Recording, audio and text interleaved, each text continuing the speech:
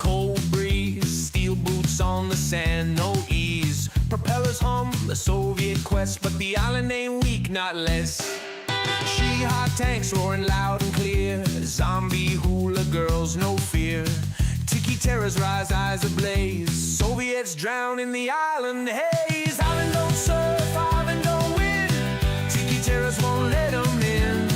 Hot tanks make the ground shake, zombie hula girls, hearts won't break.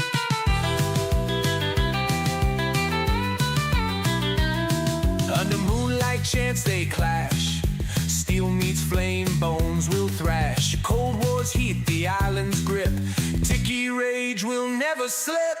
Drums beat, wild waves take hold, Soviet shiver, hearts turn cold. In the depths of night they fail, Tiki terror's ancient tale. Island don't surf, island don't win, Tiki terrors won't let them in. Hot tanks make the ground shake, zombie hula girls, hearts won't break.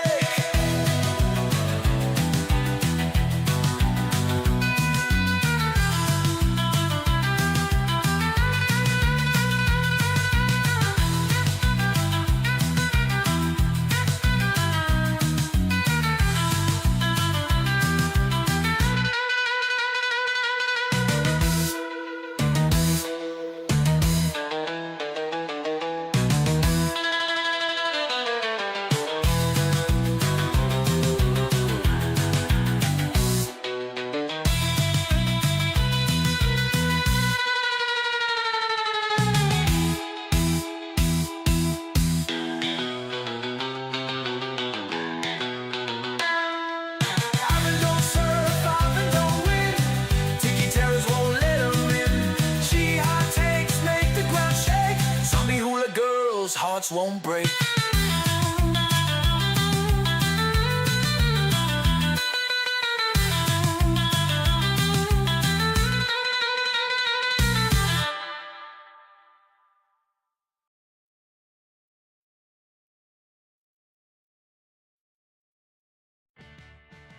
Howdy, it's your old pal, Tiki the Hut. Thanks for joining me again on another Too Late Tonight with Tiki.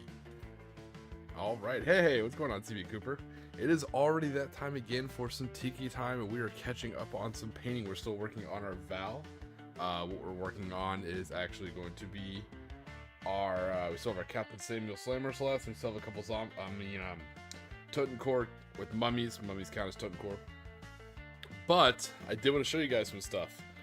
Hey, what's going on, Bad Rabbit? So I did actually get my stuff in from Squid Hunter. I did get my stuff in from Squid Fist.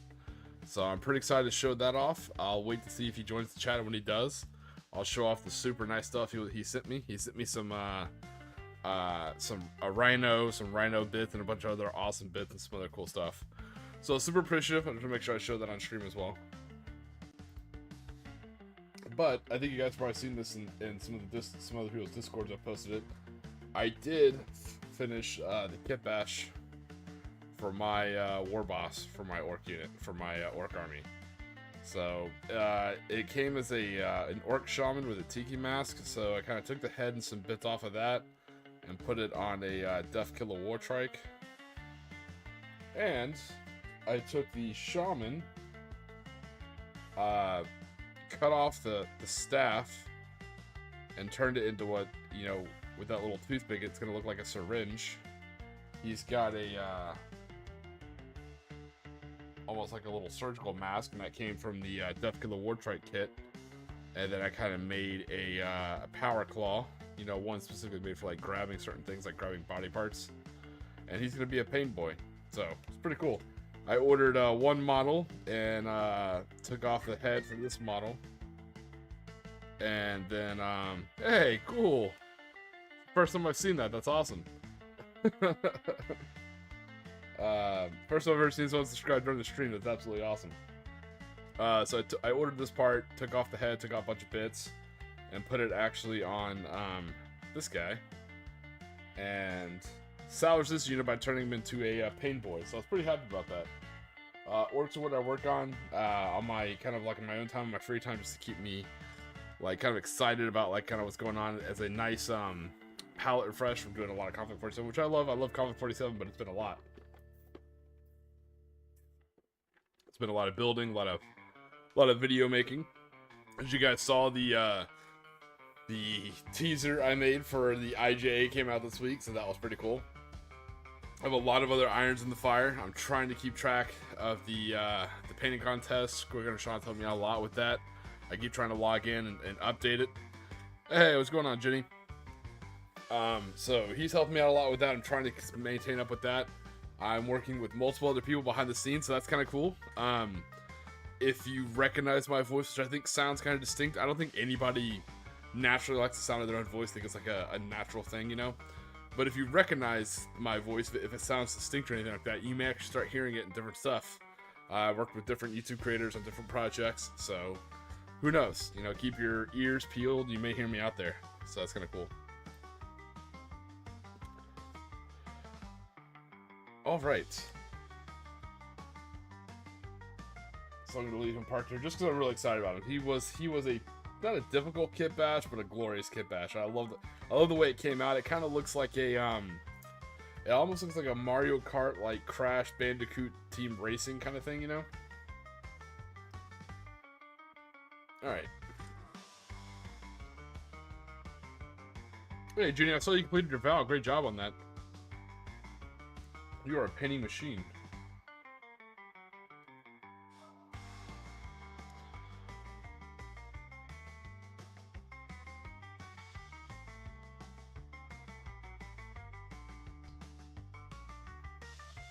Alright, the volume and everything like that's good. We're just going to go ahead and start taking off and getting right into painting.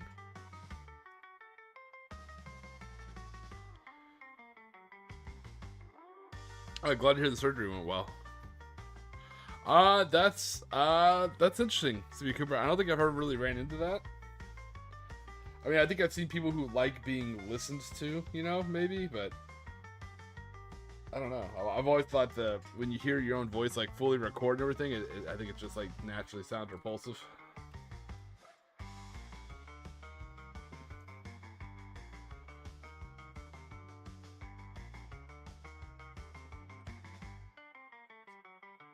But I am no expert on the matter.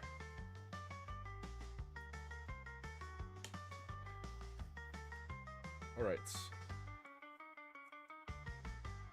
So you can see where we left off on him.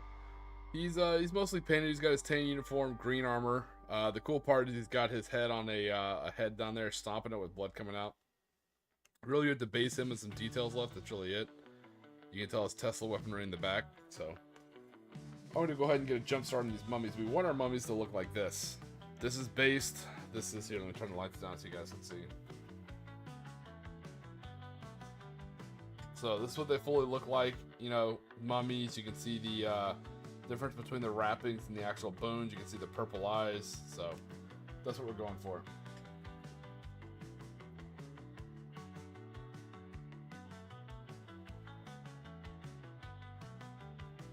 Prerequisite for management.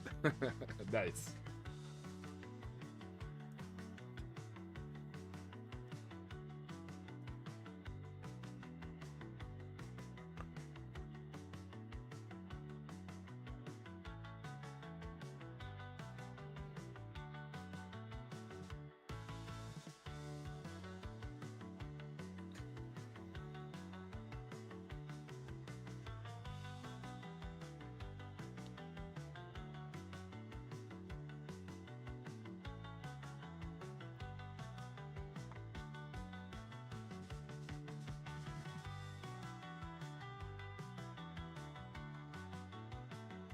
Oh, it's always a struggle to find the right paint. It's like I lay these things out and don't actually go to look for it. Like I'll always find the paint I don't need, and when I'm looking specifically for that paint, I won't find it. It's like the curse of the paint.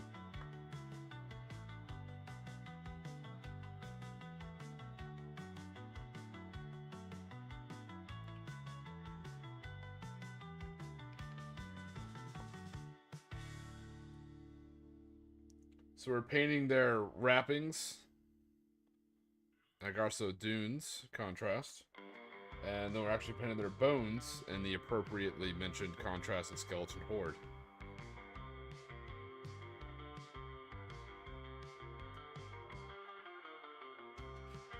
And we're getting their eyes with a nice contrast purple. So it is the definition of a battle-ready model. It is only 3 colors, but again, it's a sandblasted mummy with no jewelry on, so, you know, not really much you can do. Plus, we base it in a completely different color, so, you know, you actually end up getting more than 3 different colors. It seems very basic, I know, but sometimes you need basic models like that, you know?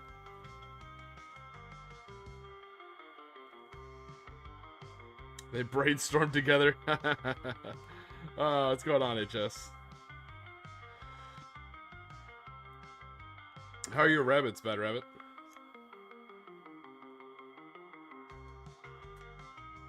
What's a group of rabbits called? Is it called a warren?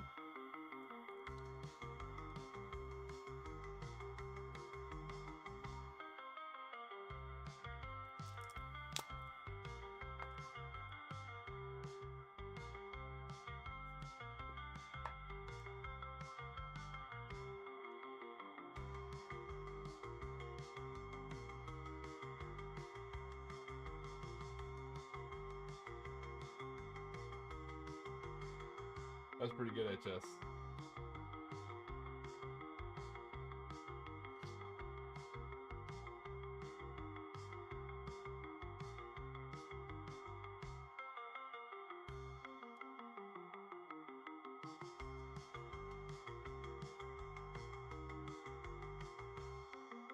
Ah, a warren is their den. Okay, that makes sense. Appreciate that. I always find the name of groups of animals interesting. You know, like an unkindness of ravens, or murder of crows, a congress of baboons, pride of lions.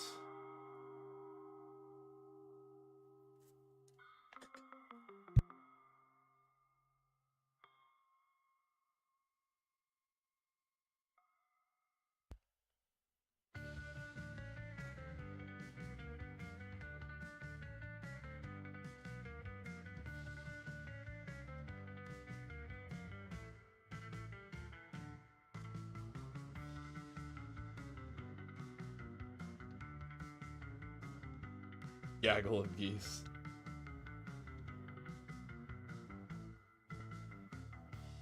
School of fish.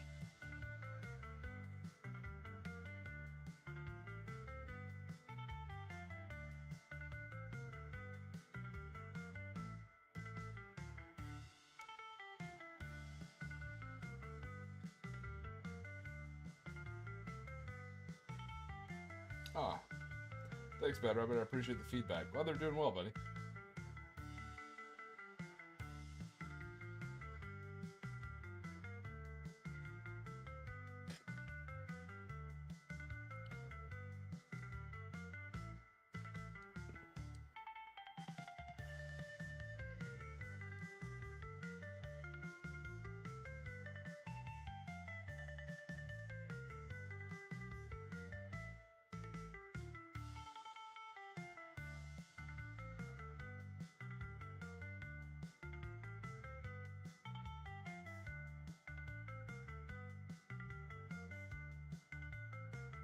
So yeah, we're just trying to do the wrappings, and we're going to go back and actually hit the exposed bones with Skeleton Horde.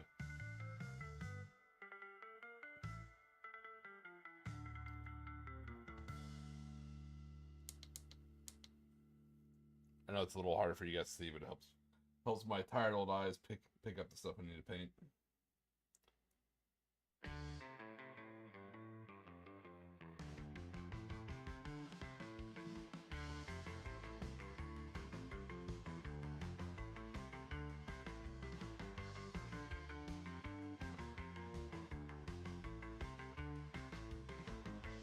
Yes, that is, HS. I finished the kit bash for my warlord for my orc army. I need to make another one of him just on foot so he could be a mech. So for 500 points, I don't have the Death Killer War Trike in the list, and that's for 10th edition. So For 500 points, he's not on the list, but for the 1,000 point and higher, yeah, he's in the list. So the list is all boys and trucks and like boom decker snaz wagons and stuff like that. So it's pretty funny. The cool thing is there's no walkers in my list. So what I mean by that, not just, you know, killer cans, but what I mean is like nobody's on foot. Like there's room for everybody in a transport on my list. So I was pretty happy about that. Nice, Jenny.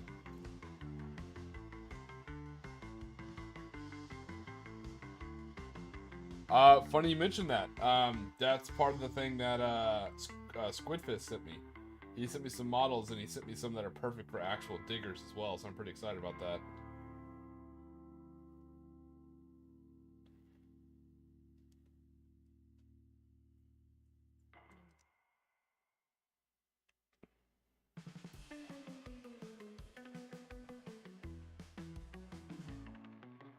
What's everybody else working on? Anybody got any fun themed projects going on?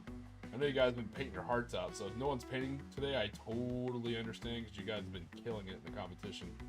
And a lot of y'all in the Penal Legion, which I super appreciate.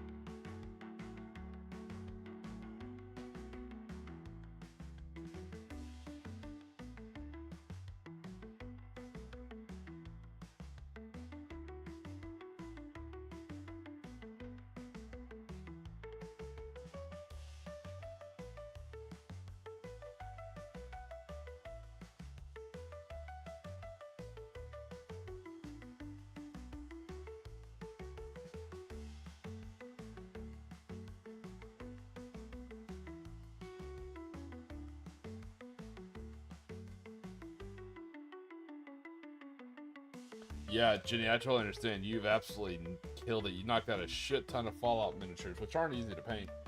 And then I saw you knocked out some Germans. Hey, what's going on, Matthew? How you doing, buddy?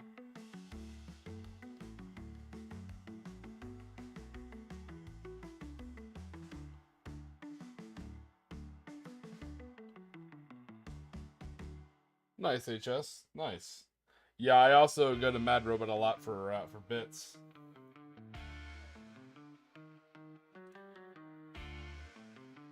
And I finally found a website. You know, as someone who's played Guard for years, and I've also done, you know, a lot of bolt action in Konflikt 47.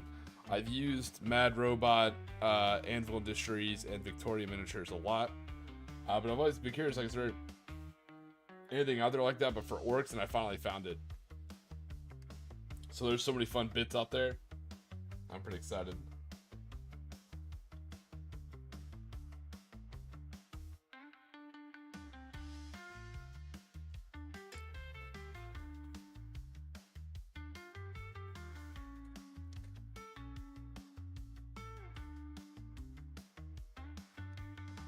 Nice, getting those IJ numbers up, Matthew. Nice, love to see it, man. Yeah, I got another box of Ghost Attack Squad in, so I'm going pretty heavy in the OG Ghost Attack squads. So I'm hoping to have a full legit IJN Imperial Japanese Navy Konflikt 47 army. You know, just chock-a-block full of the old generation Ghost Attack squads and some other stuff. They said supposedly all the stuff for bolt action is going to be legal, so that means my swim tanks, which aren't currently in bolt action, will be in bolt action. So I can actually have a really cool Special Naval Landing Force team.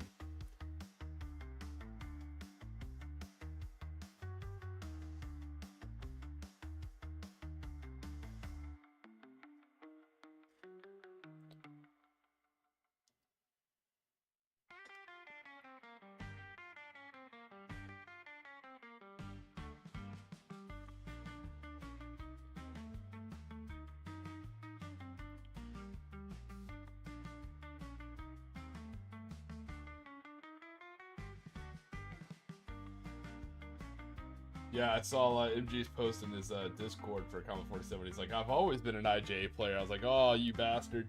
Everyone left us in 3rd edition. You know, everyone left the Imperial Japanese. Not everyone, obviously. A lot of you guys still stuck around.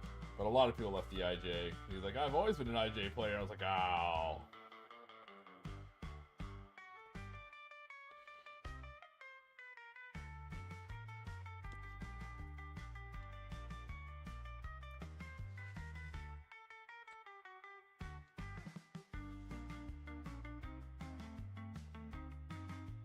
IJ is Imperial. Sorry, it's an acronym for Imperial Japanese Army.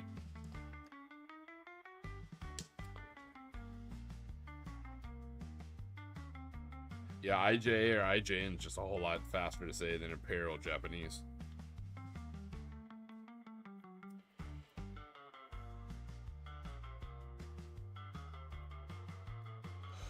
Nice. Glad you guys had fun yelling bonsai. That's awesome.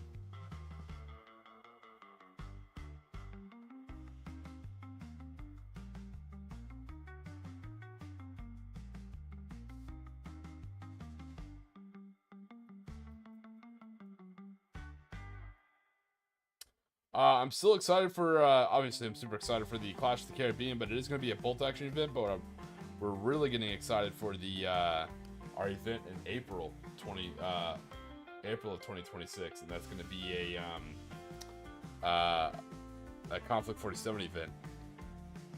It's going to be, we'll be doing custom rules as far as like, force structure, so there'll be a lot more armored platoons, so you're going to see a lot of tanks, a lot of walkers.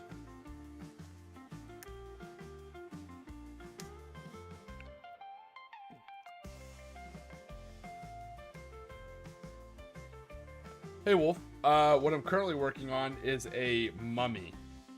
The mummies are part of my Konflikt 47 army for Germany. Instead of making actual like Germans or Axis or Green Vault, what I did is I made the Cult of Imhotep from the Mummy movies. So these are my counts as Germans, and instead of Totenkor, which are zombies, I use mummies. So I'm trying to get more mummies painted up for my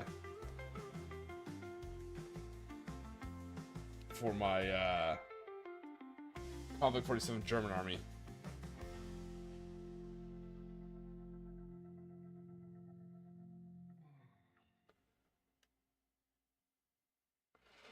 That's awesome, Matthew. Hey, I'm glad you guys liked the short. That was the first time I've ever like gone. I had to go like frame for frame to put the little Tiki mask on the guy in the beginning. So I'm learning a lot of new things by doing those shorts. So it's actually kind of fun. But I'm glad people liked it. I wasn't sure.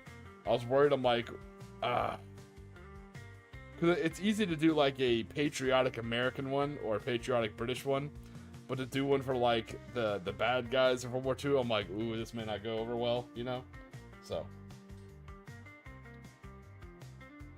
hey Wolf, I'm glad you like it. Let me finish slapping this coat on, and I'll show you something really cool about that army, actually.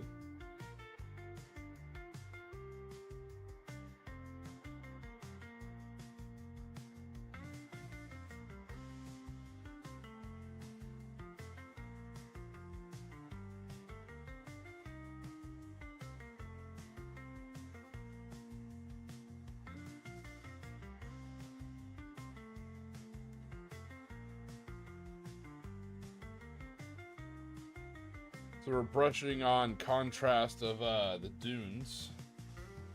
So we're gonna go back. Hey, should have shown what's going on, man.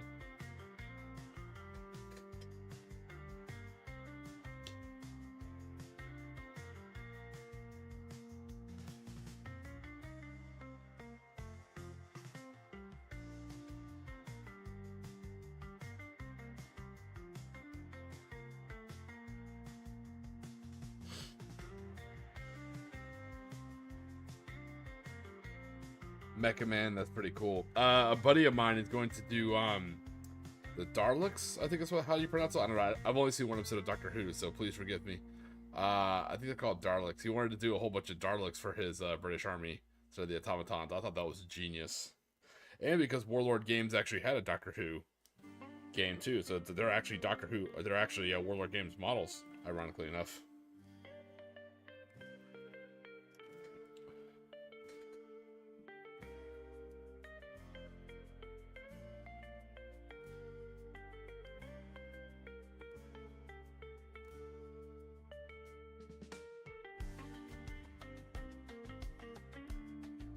All right.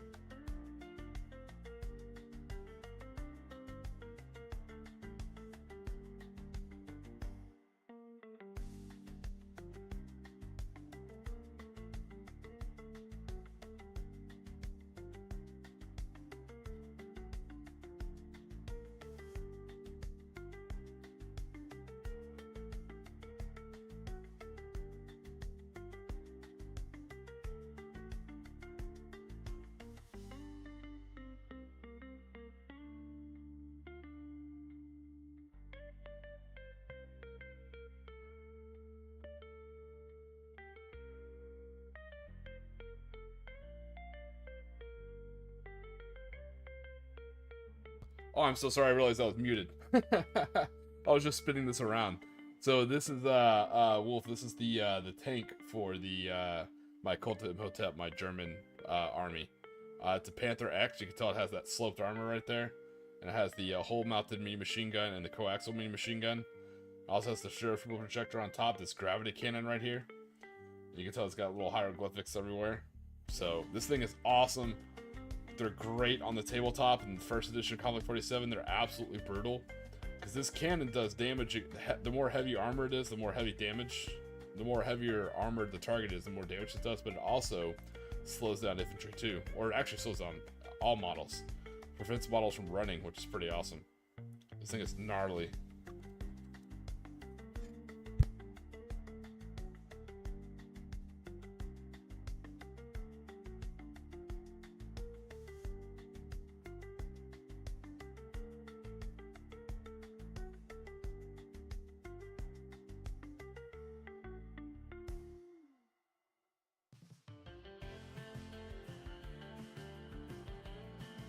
If you're asking me how I'm gonna do my zombie bases, this is what I use. I think it's called like Badlands or whatever. It kind of gives like this little like sandy dune appearance, you know. All right.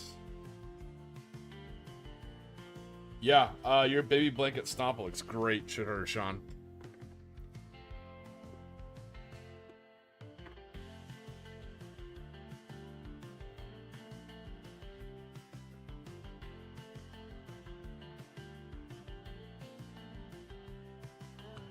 I left everything on there mostly because HS. I'm gonna go back and I'm gonna build its regular turret too. That way I can kind of use it interchangeably between Konflikt 47 and bolt action. You know, so I want to build it as like a box standard Panther and just swap out the turret.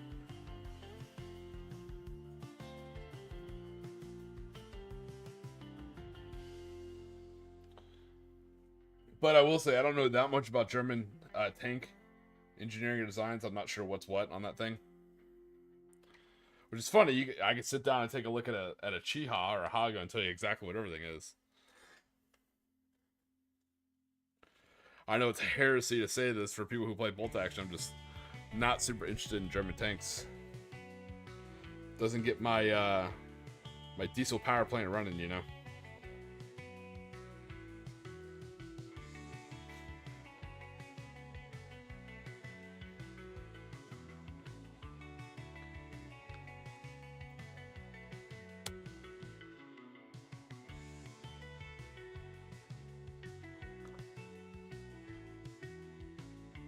Alright, so now we're going to do his exposed bones. The shades are extremely similar, but luckily they dry a different color, which is super helpful.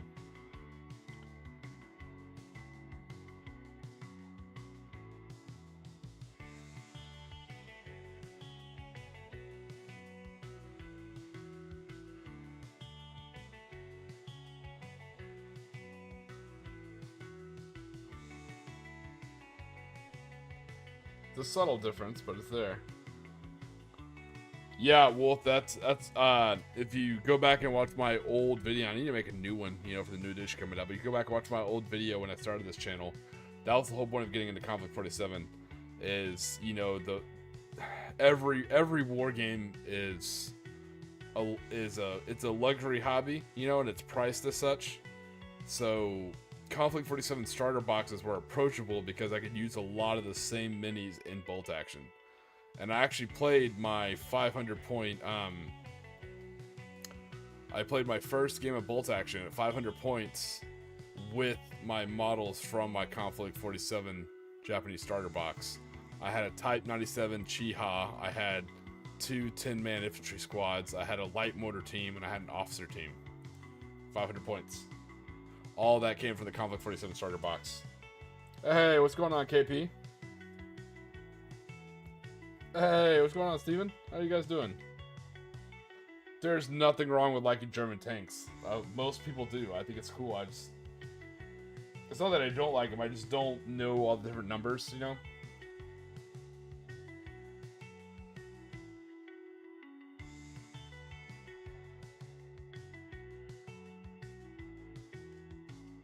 The Panther 3 is a cool tank. Absolutely.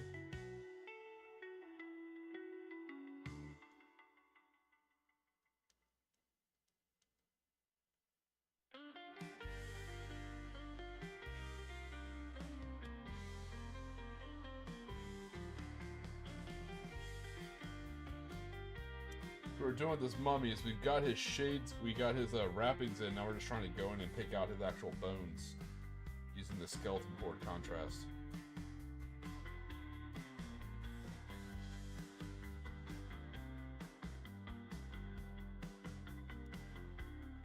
On the table tonight, we're going to finish up our Captain Slammers, provided to me by Shitherder Sean, who's very generous.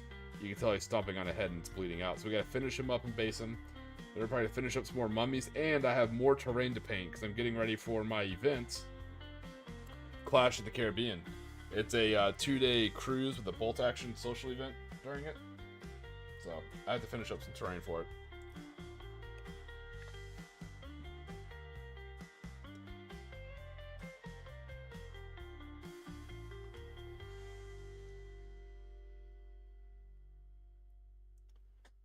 But more importantly, for those of you just joining the chat, welcome, first off. Appreciate you guys being around here.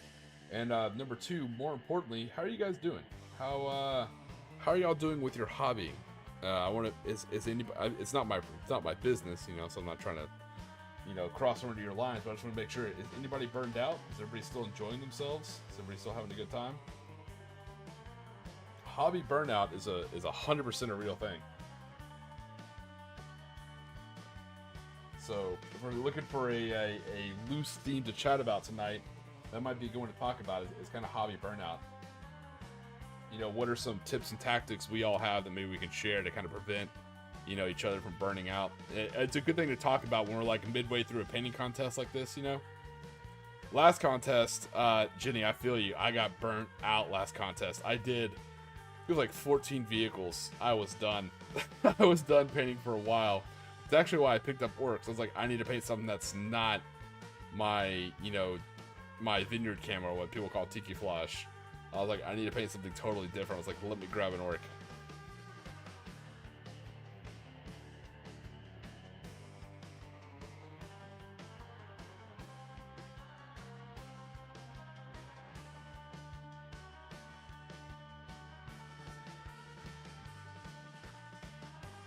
Oh, HS, I'm sorry to hear that, man. Yeah, that's rough. When real life interferes with hobby shit, you're like, look, I think it's tough. Again, we don't really get political here, like any good hobby thing is, you know, we don't get political.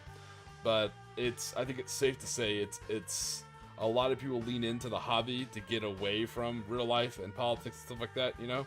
So it's a shame when the real life bleeds over into your hobby space, you know? It's kind of unfortunate.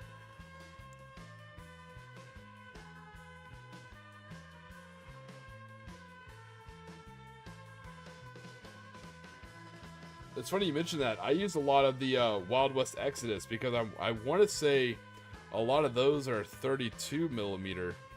are close to it. So I use a lot of Wild West Exodus for Wasteland or Fallout Wasteland Warfare before they released all the New Vegas models.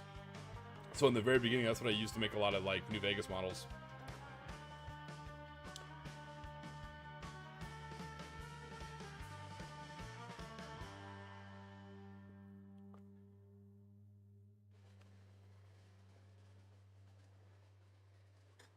Yeah, and there are other distractions, I'm not gonna lie. I myself, on top of all the other projects I'm working on, I'm trying to keep somewhat under my hat, or under my mask, as it were. You guys will see them pop up here and there. But I've been diving a lot, because Helldivers came out. My brothers, we're mostly an Xbox family. I just happen to have a PlayStation. So I've been playing Helldivers on PlayStation for, years. And so they recently just joined the fight on Xbox. So that's been a lot of fun getting to play Helldivers. So I've been diving quite a bit this week, and it's been great. It's been glorious.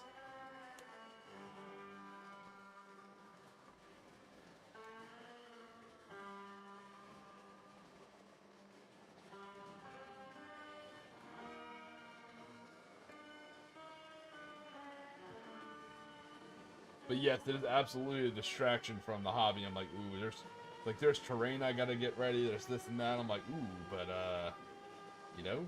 gotta spill that oil.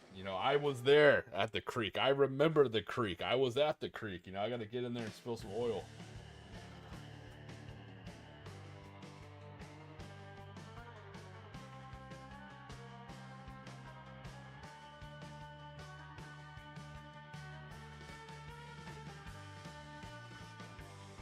Yeah, KP, I went back and I played it a while ago, and Gears of War just has a feel all its own. The guns just feel right. The heaviness just feels right. I've always loved... when people talk about sci-fi weaponry, when you think of Gears of War, everyone always thinks about the Lancer and the chain bayonet, which is cool, don't get me wrong. It is cool. But I feel like no one ever talks about the grenades. That has to be one of the coolest concepts for a grenade I've ever seen. I love the grenades in Gears of War. Like spiked nunchucks, that's so damn cool.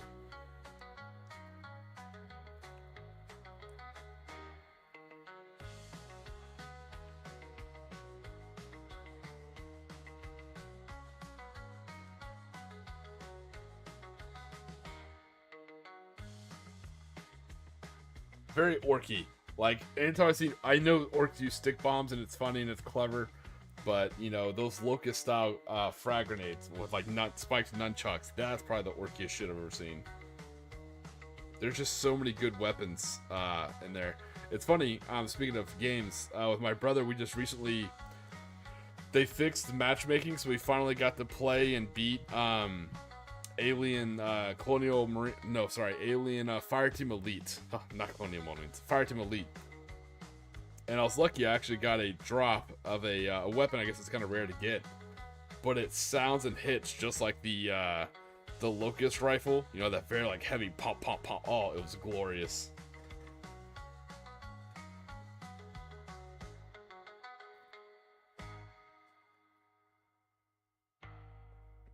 Well, it's funny. It's funny you say that, HS. The Imperial Japanese Navy probably wouldn't have. I know what you're asking, and I think it's hilarious, and I agree, and I think it's funny.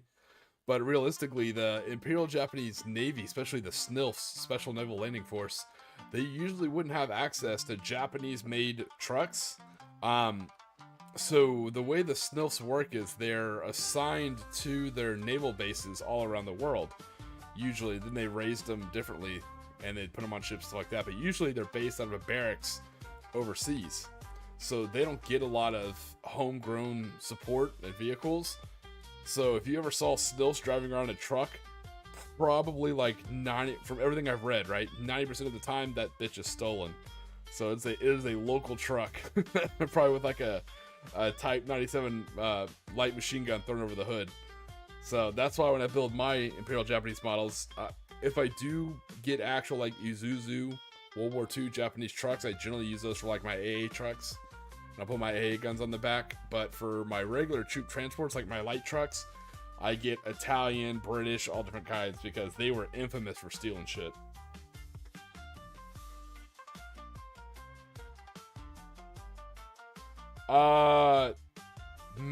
Matthew, I think that was a limited time event. I have it.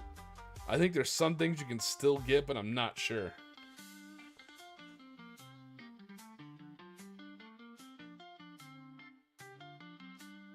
Yeah.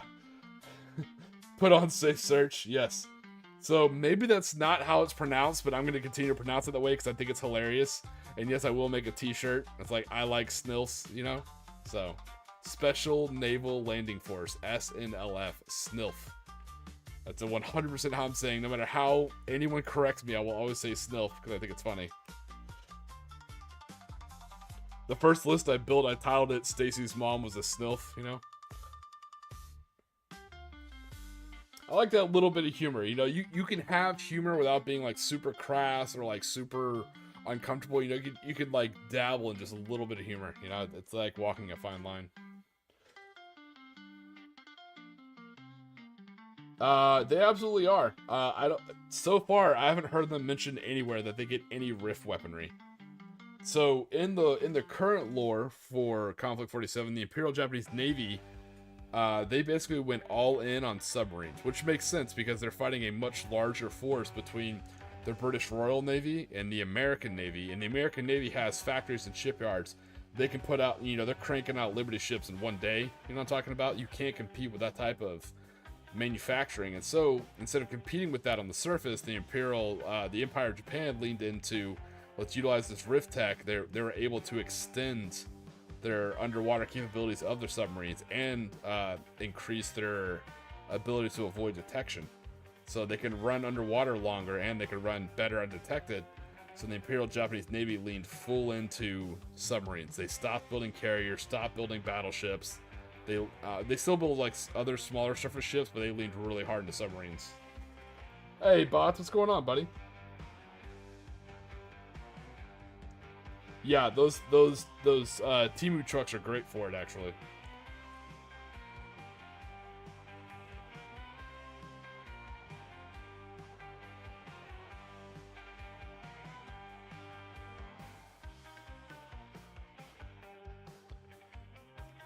Yeah, I want to say in Red Alert 3 there was a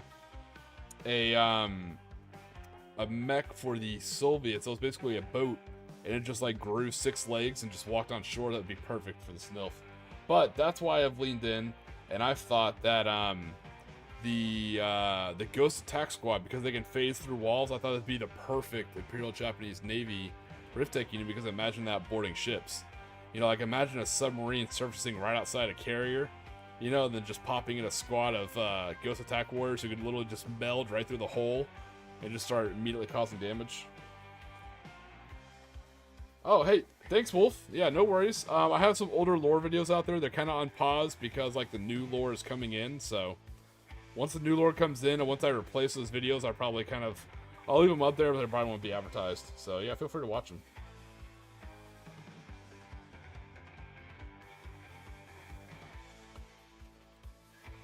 Nice, Tom Sutton. That would be awesome, especially if it's your old Nasty Girl unit. That's really cool. Stingray. Yep, that's what it was. Thank you so much. I couldn't think of that for a second.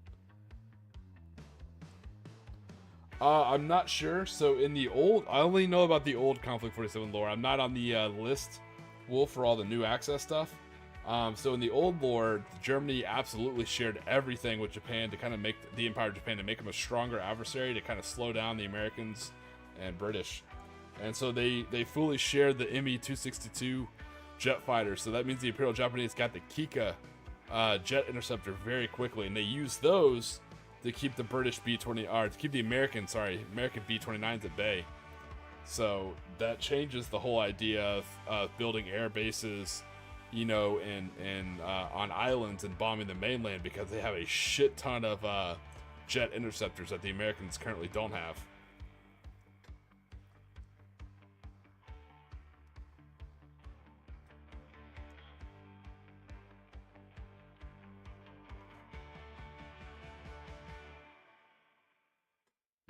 I replayed all Red Alerts this month.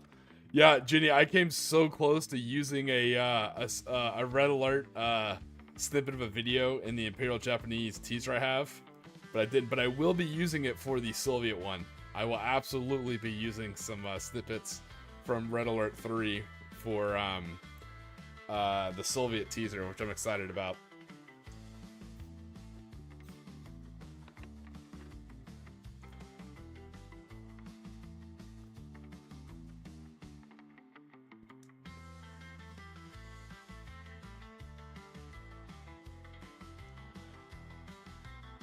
Yeah, I got a lot of inspiration for my Imperial Japanese for Konflikt 47 from Red Alert 3. Especially like the helmets and stuff like that. I thought it was a cool idea. And shamelessly poached it and stole it.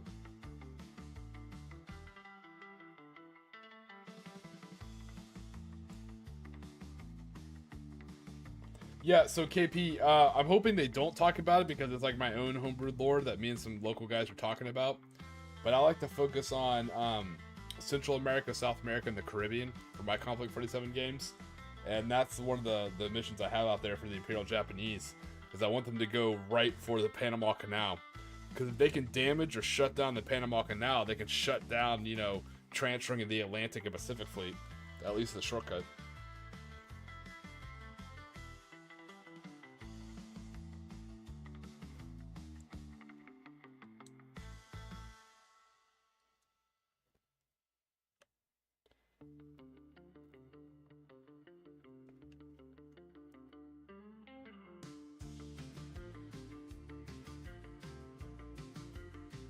Yep, they absolutely did invade Alaska. They took the Aleutian Islands. They also, a lot of people don't know this, they also firebombed California and I want to say Oregon.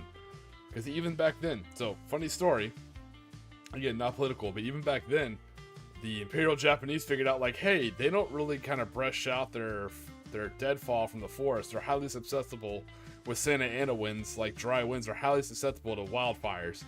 And so they sent, you know, firebombs on balloons floating all the way from Japan to crash into woodlands to start fires. They also popped up from a submarine, fired a couple incendiary shells at like a factory in a forest, started to fire that way. And it's still under investigation. It's not fully certified yet, so it's still scuttlebutt.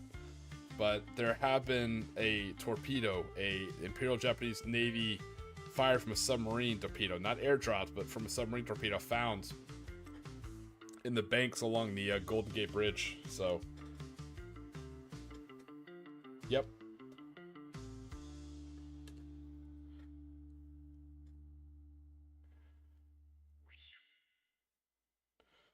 And what a lot of people know, we've covered this before. Before everyone freaks out, it's not a conspiracy theory. This is absolutely 100% true. What a lot of people don't know is Unit 731 was developing, you know, several biological weapons, including a ricin and anthrax, and there were all sorts of stuff. You hear about like the flea bombs they're testing on the China, on the mainland China. Terrible stuff, right? So Unit 731 was developing biological warfare. And so when the Imperial Japanese Navy, and this is real, this isn't Konflikt 47, this is actual real history. So when the Imperial Japanese Navy was building their I-400s, for those of you who don't know, the I-400 is a submarine carrier. The I-400 could carry about 3, you know, fighters organically inside of its own watertight hangar, and it could surface, you know, pump those planes out and launch them and then go back underwater and then surface and recover them and then surface and take off, right?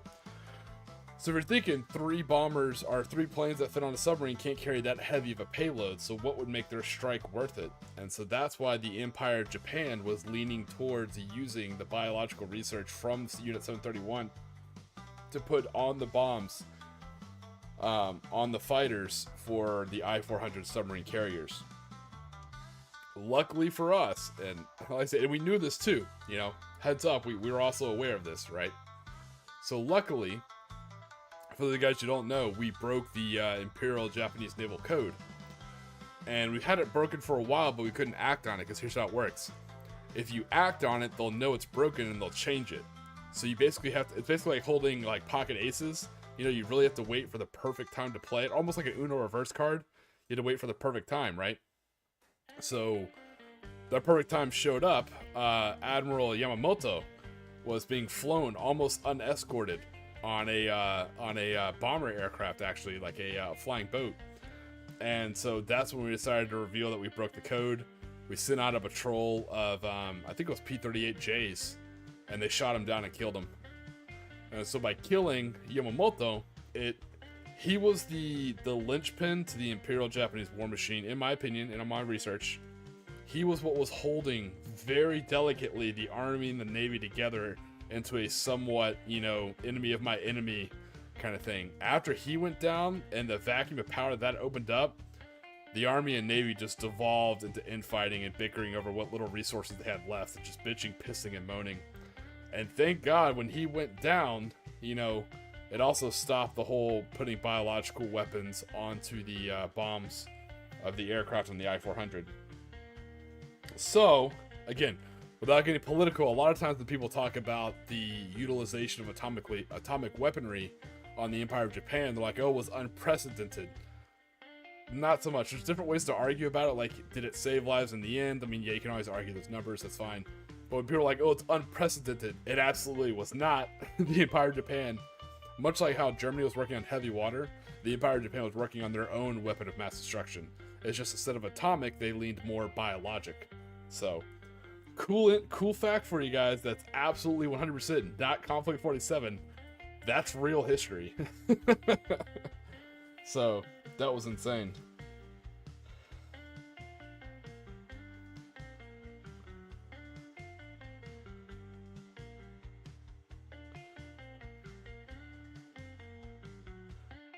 So there you go. You guys got a little bit of real world history. And like I said, don't trust me. Never believe anything I tell you. Always second guess what I say and look it up and do the research. And if I'm wrong, come back and tell me. I'm happy to learn, happy to discuss. But yeah, don't take what I say as fact. Always distrust. Trust but verify kind of thing, When you read about it, it's real. It'll send you down a rabbit hole. And you're gonna be like, holy shit.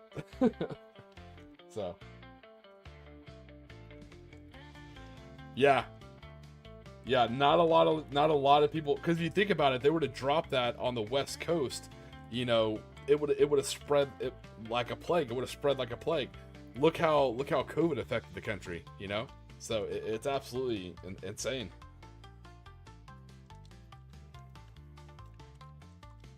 Hey, anytime, man.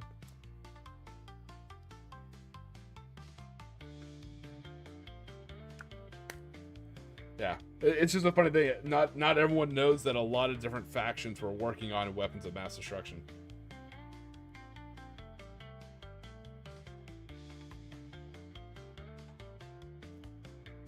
All right, take it easy, Wolf.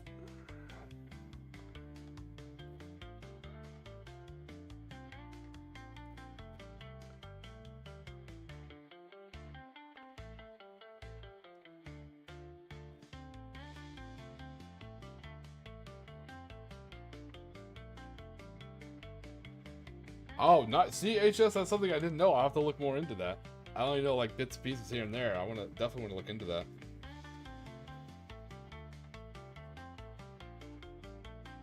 I'm just about finishing up the current historical novel I'm reading, or historical, I guess, book I'm reading is about the siege of Pensacola during the American Revolution by the Spanish, which is fucking interesting. It's super interesting. Whole nother rabbit hole, right? Of stuff people don't talk about. Once I finish that, I'm probably going to go back into reading some more World War II stuff.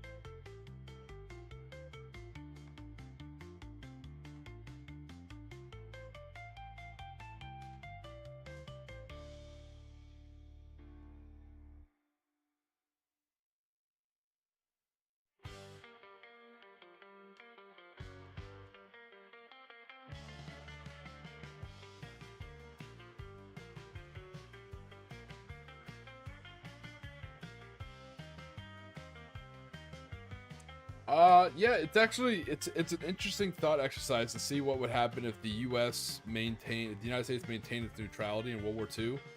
That would be very interesting.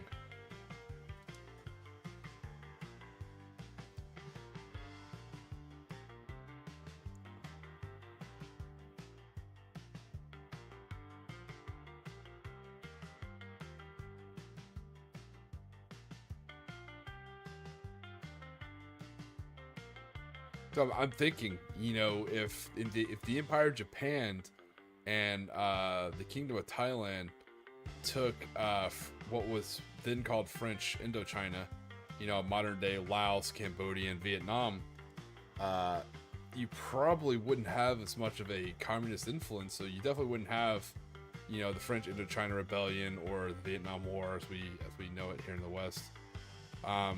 Yeah, a lot of mitigation, and especially if they held on to Manchuria, or if they held Manchuria to fight from Soviet invasion.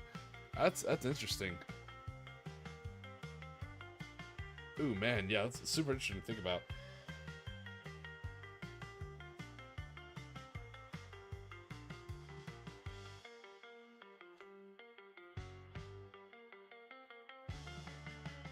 Ooh, Tom, that's super. That's really cool. Very interesting.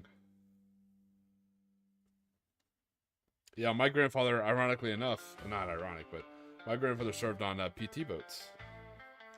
He fought against the Imperial Japanese Navy.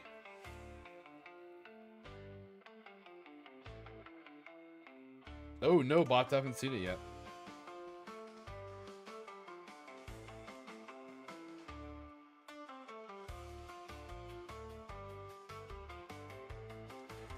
So speaking of history, I learned this, and this is something I wouldn't have learned, I think, from any book.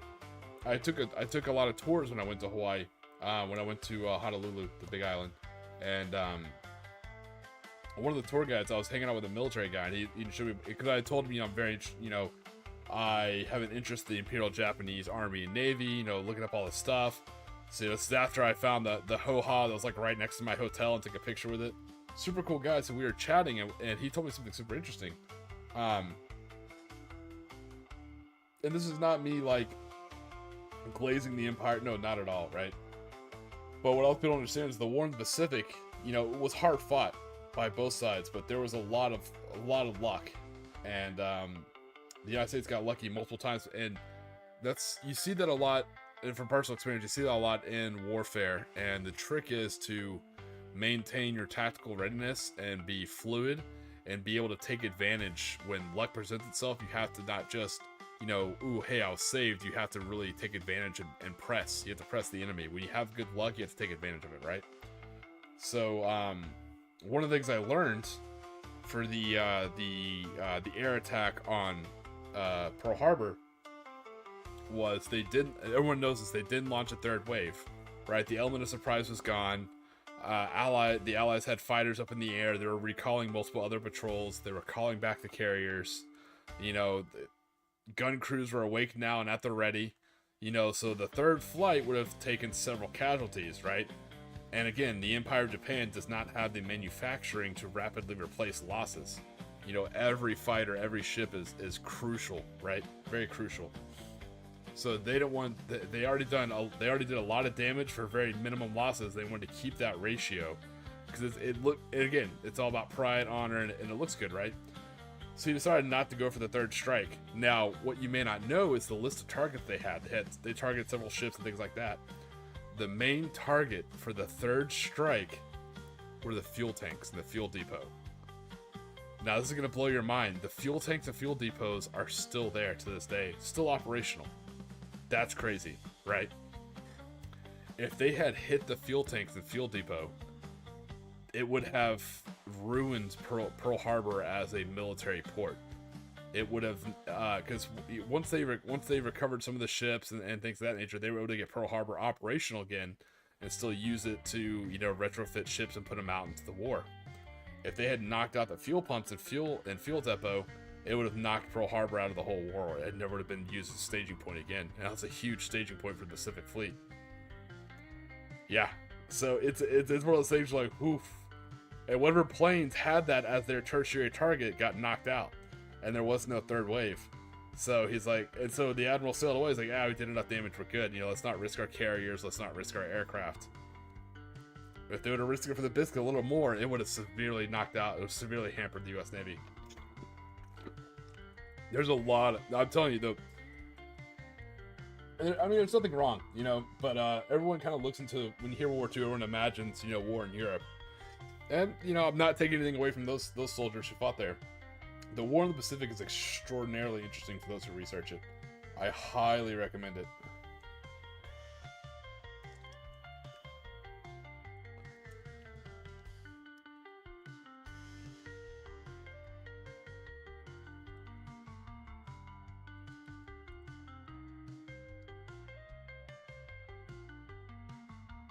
Hey, what's going on, Commander? And so the other thing, too, that a lot of people don't realize, and again, it sounds like I'm favoriting one side, and I'm truly not. It's just, as I research this, I'm as an American-born citizen, learning World War II history, when you step away and kind of look at it from the other side, you're learning all sorts of things that you weren't told. One of the interesting things that wasn't told was, what a lot of people don't know is, December, it's different because the international date line is what messes it up, right? But the attack on Pearl Harbor, right, on December 7th, that wasn't the only attack. What a lot of people don't know, or some people do know, it was a coordinated attack at multiple bases on the same day across the entire Oceania, across the whole Pacific Ocean. Super impressive for the technology at the time, right? Low tech, low risk kind of thing. It's not like they had satellite communications that we have now, right? Where we do like a joint coordinated strike. That was impressive. Dangerously effective and impressive.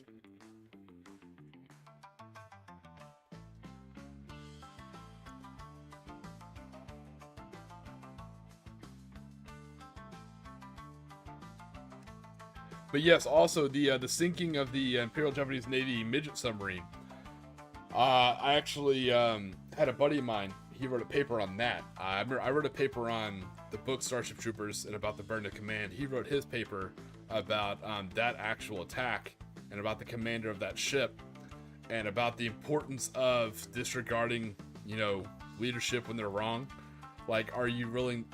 When it's knowing when to disobey a direct order, like when it's 100. It's one of those things where you have a lawful duty to disobey unlawful order. What I mean by that, like, if you've ever been in the military, you have to obey orders, right? But if someone says, "Hey, I want you to burn that whole village," you can't burn the whole village and be like, "Oh, I was following orders." Ever since World War II, it doesn't work anymore for good reason, right?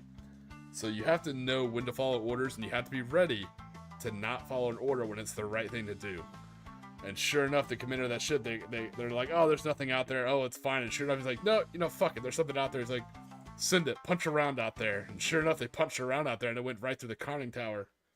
And then he's like, "Hey, no bullshit. I'm telling you, we sunk a midget sub." And they're like, "It didn't happen." He's like, "All right, fuck it, whatever."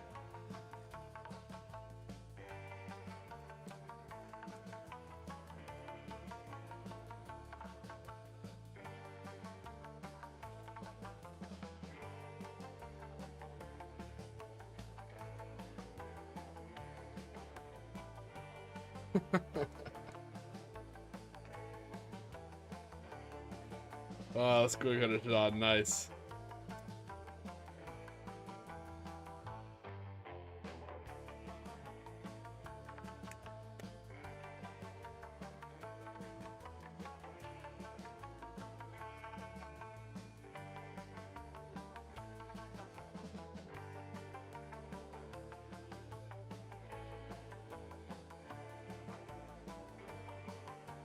Well, we can get into the discussion, Warren. I don't know that much about it, but from what little I've researched about the war in Europe, is I don't think any European nation, and let me finish the statement completely. I don't think any European nation at that time had the logistics to win World War II without outside influence. What I mean by that is I don't think the new Soviet Union, I don't think, and I mean no disrespect by this, I don't mean the United Kingdom or the Commonwealth, or you want to call it at the time, the British Empire, or I don't think the Third Reich. I don't think any of those three players by themselves had the logistics to win the war in Europe. Just like Empire of Japan did not have the logistics to conquer all they tried to go for. They tried to go for the Dutch East Indies to get the oil and the rubber and stuff like that, but they can never get, well, with all the fuel, all the oil, all the rubber, they could never get the steel. The Empire of Japan never had enough steel to win the war, in my opinion.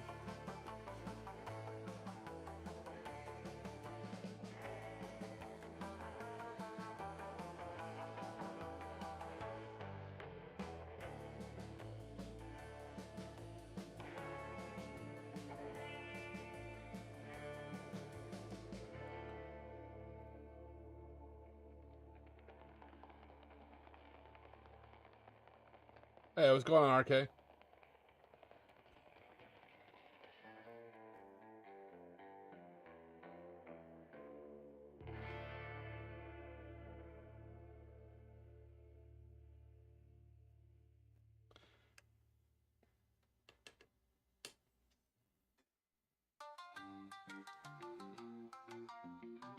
Yeah, it's a whole other conversation where, what if there's a treaty signed with the Empire of Japan? What if the Empire of Japan's like, hey, we're just taking, you know, the Koreas and mainland China, you know, while you guys are fighting World War II, this is just what we're aiming for. Would anyone have stopped them? It's a difficult conversation.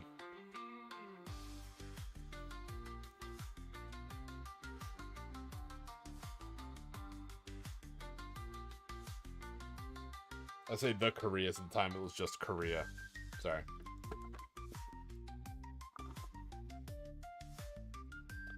It's the fun thing about alternate history. Yeah, that's and not just the oil, but also the rubber down there as well. They needed the rubber. What a lot of people don't know is rubber was a very, very valuable resource back then. It still is to this day, but very, very, very, very valuable. But I said the problem is even with the oil, they never had the steel. That was what they were struggling with.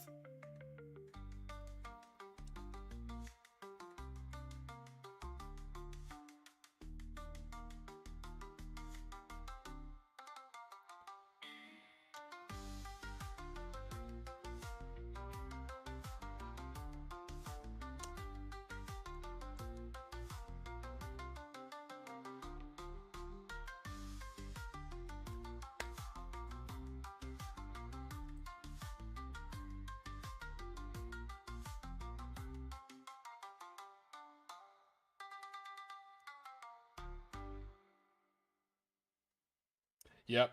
Well, that's the same thing. Yeah. So I said if they ventured outside of what's considered mainland China now and Korea, you're right. They'd have to get the rubber from French Indochina and the food. What a lot of people don't understand is French Indochina at the time was a heavy bread basket as well, or rice basket to be fair, but massive source of food.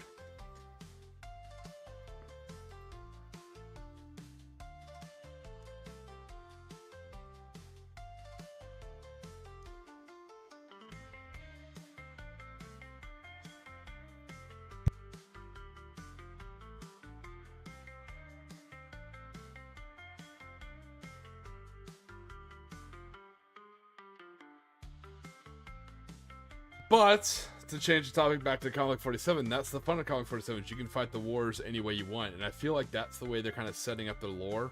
It's kind of like how everybody's at each other's throats, so you can easily set up temporary alliances. Like, hey, we're gonna do a, you know, like for instance, I'm doing the Once Upon a December. You know, it's a the British and American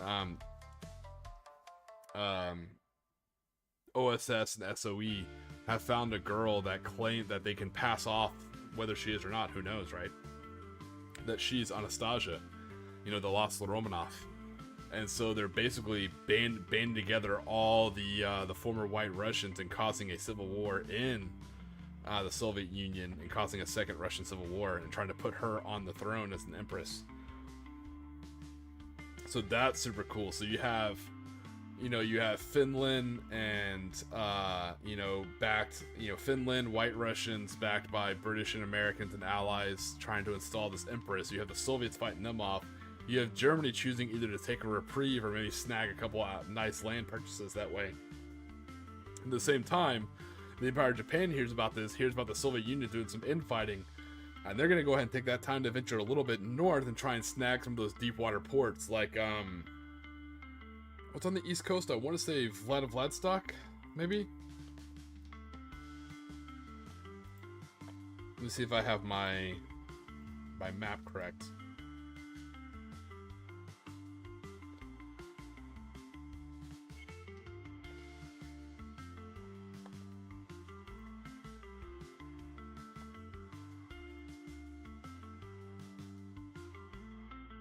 Yep, yeah, that's exactly what I'm thinking. Yep, that's the exact place I'm thinking of. Yeah, Vladivostok.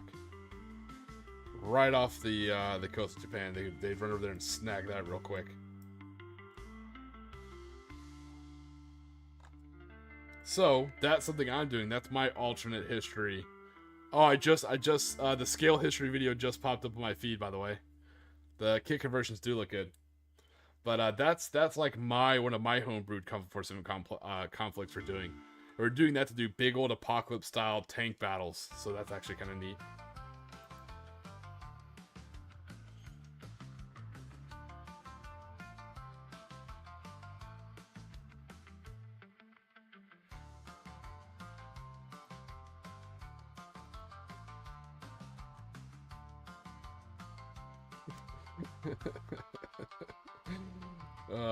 Square Cutter Shine, you have no proof. I haven't been to Asia in a long time. I don't know what you're talking about.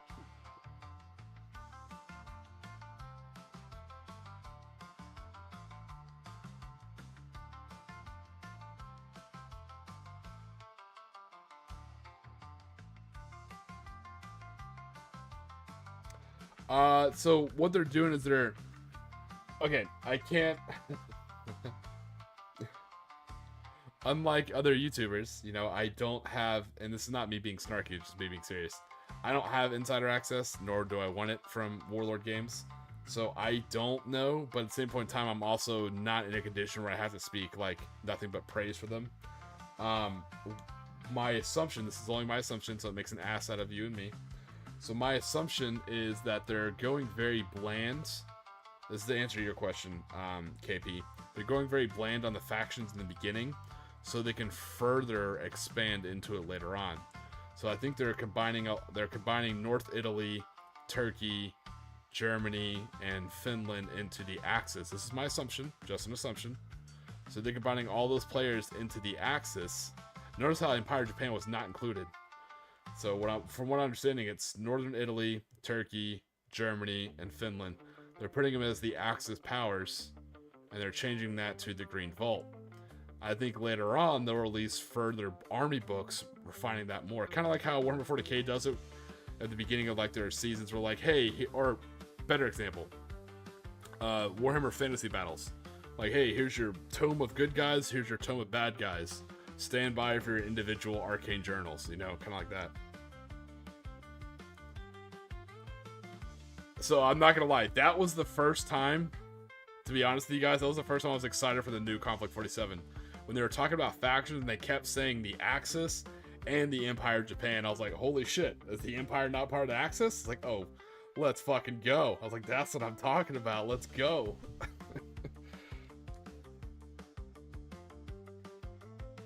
With the Empire of Japan being freed from the Axis powers, I am 100% on board for that. Absolutely. Again, going full Red Alert 3 style, you know, their own faction, powered by Riftech, you know, overcoming a lot of their limitations. That's going to be great.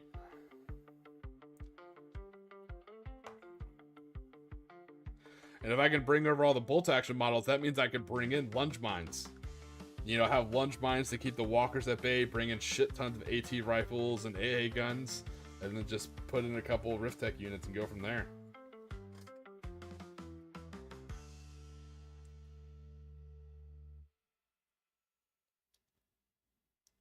Well, yeah, so the difference between the Allies splitting is USSR, the Soviets went off on themselves because no one would share Riftech with them, so the Soviets are actually their own. Originally, it was a three-way melee between Axis, Allies, and the Soviets. Now it's turning into, you know, and the same thing, even the Allies are kind of split. because you have the very religious outlook of the Americans in Conflict 47, and then you have the British Empire trying to lean back into the Empire and rein back in all their colonies, those are going to butt heads, so we may actually see some conflict between those two, which would be really cool.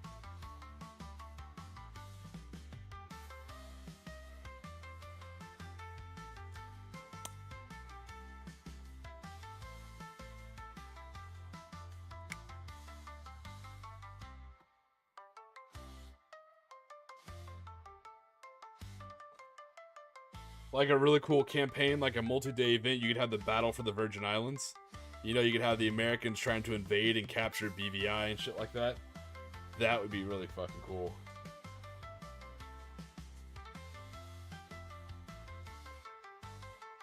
I like doing stuff in the Caribbean because I live right here on the doorstep, on the porch of the Caribbean, you know, so it makes sense for me.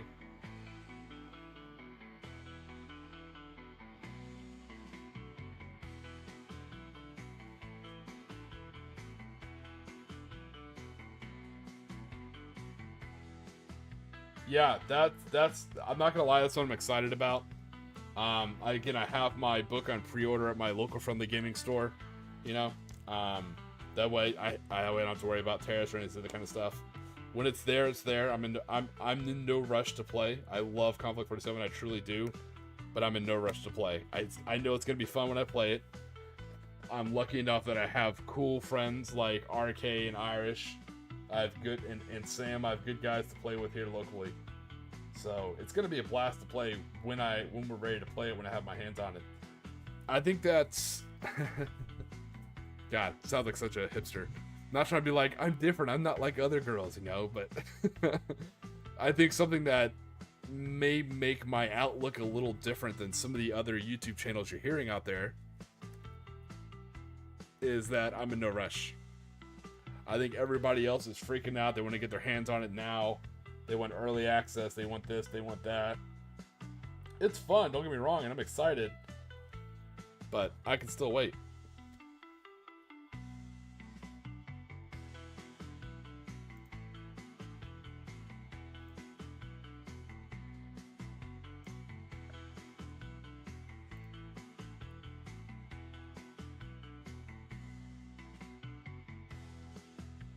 Well, it's funny you say that. They may not have to, something to look at, HS. So this is what got me excited. At first, I was kind of annoyed about the whole, like, Far Cry 5ification of the US, you know, the super religious thing. But, and hear me out, if Northern and Southern Italy are doing their own thing, and America has gone super religious, that opens up a unique opportunity for operations in Central and South America. You have to remember Brazil fought for the Allies in World War II. So did Mexico. You have the Aztec Eagles who flew in the Pacific, and you have the forgot the name of it. Sorry, I don't speak Portuguese. But the Brazilian like snake unit or whatever they called it, the one that fought over in Europe. I think the Americans, especially behind this very like hard leaning into the religious thing, they may be able to form alliances with much of Central and South America, who are at the time and still currently very religious based. So that's something you could see that would be super cool. That would be a neat little cause. They may not have to invade.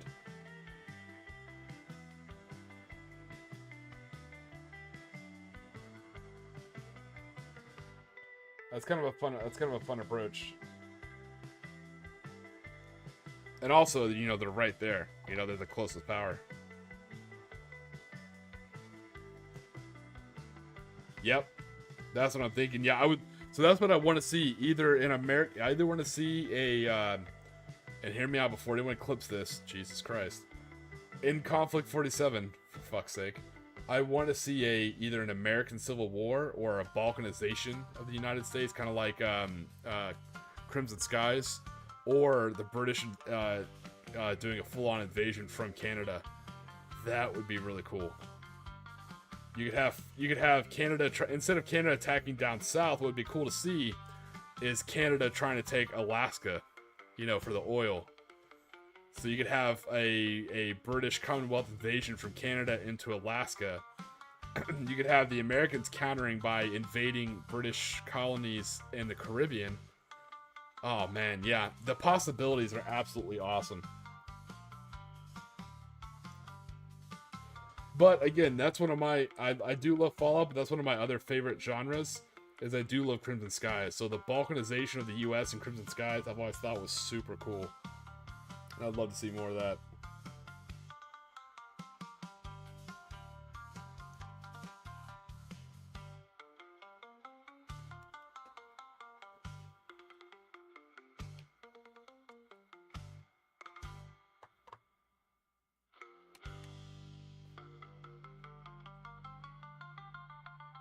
Yeah, oh, that could be it. You know how like French disappeared? Like, where are all the French forces? OSS could have brought them all over for training, right, in Canada, and then used them to attack, not Nova Scotia, but what do you call them? I don't want to just say New England, but more important, like the maritime states. Like the extreme north of Northeast America, or attacking Canada. That would be super cool.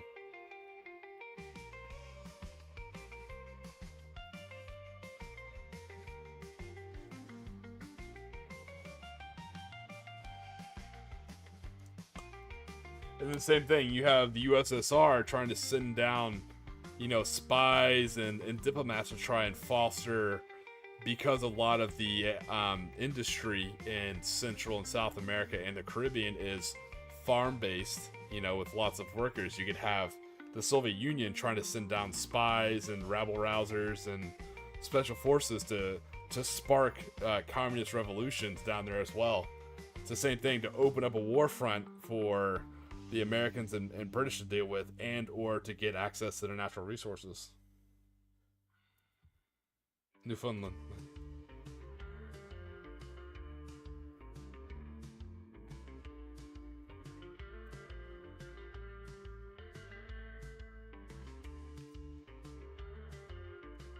See, yeah, we're all talking about it. I'm telling you, yeah, you guys have heard it here. What is this, stream number 75? We've been talking about it for a while. The South and Central America and the Caribbean have always been a theater of interest for me for Konflikt 47. I see it as like an untapped market. Super interesting.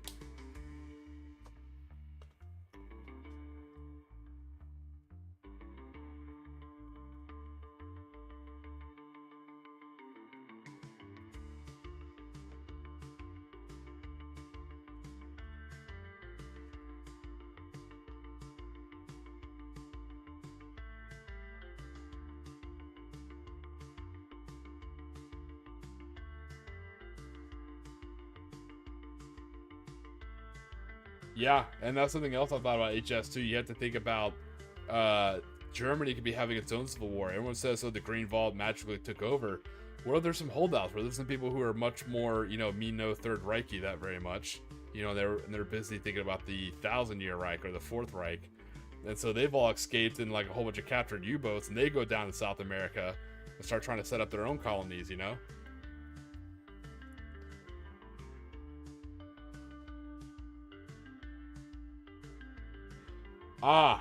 KP, very good question. All right, so I've appreciated everyone in the chat. I've appreciated everyone's support. I may ruffle some feathers here, and this is just my opinion. I'm not a game designer. I don't hold sway over the IP or the lore. This is just my personal opinion. My personal opinion is no. I think wargaming set up between, humans and aliens is awesome. Again, War of the Worlds, Mars Attacks, super cool ideas. I don't like bringing that into other things. A good example, I don't like the Zetons in Fallout.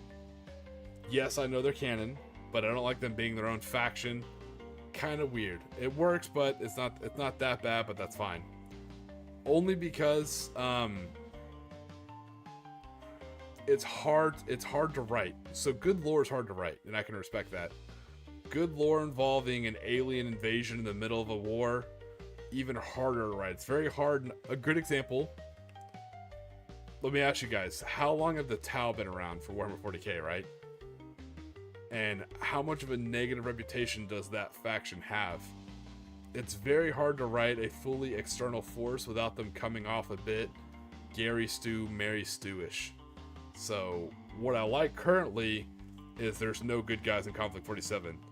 You know, it's the end of days. Everybody's going for broke. Everyone's got war crimes. Everyone's evil. I enjoy that. When you bring in aliens, I think it's just gonna get a little weird. The exception is it worked for Command and Conquer. I'll grant you that. Command and Conquer, they did it very well.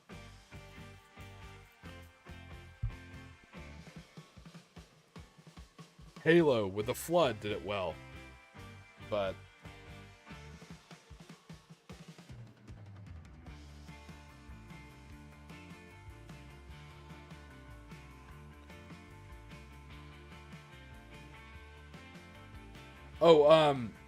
Jenny, hold on, who asked that? I'm sorry, no, it was HS. HS, that is the Phantom. That is the Phantom. The video by Billy Zane, or the movie of Billy Zane, is actually better than you think it is. It got a lot of negative flack. The movie's actually not that bad.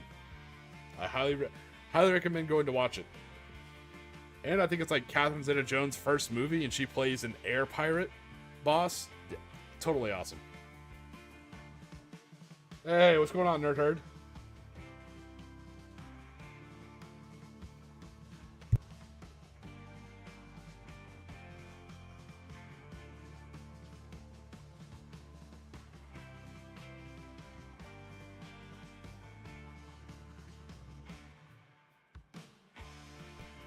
But in my opinion, I think bringing in extraterrestrials into Conflict 47 would go down very similar to the ending to Crystal Skull for Indiana Jones, like, IP. But that's just my opinion. And I'm not right. And it's no more valid than anybody else's. I am but a consumer like the rest of you guys.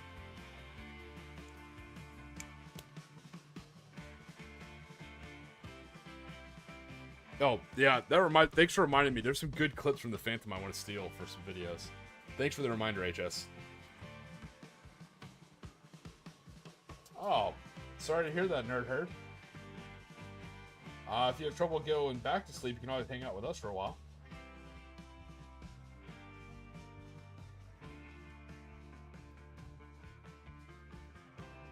But yeah, if you haven't seen the Phantom, I highly recommend it. Fun story about the Phantom. Billy Zane, surprisingly, he worked out really hard for that role. And they made the suit with muscles, and like, hey, you don't have to work out. The suit has muscles. They actually had to remake the suit because he was, he was so muscular. The muscle suit wouldn't fit on him. It's actually kind of funny. But I think he did a good job, given the comics and stuff like that. I think he did a good job.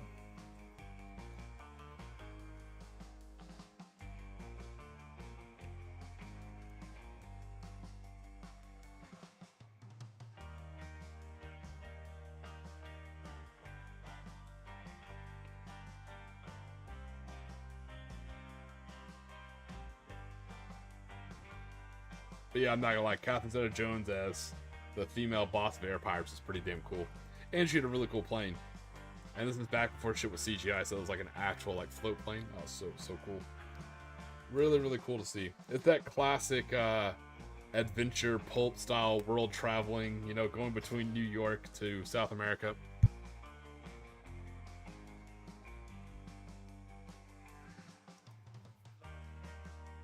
If anyone knows the board game Fortune and Glory, it's very similar to that.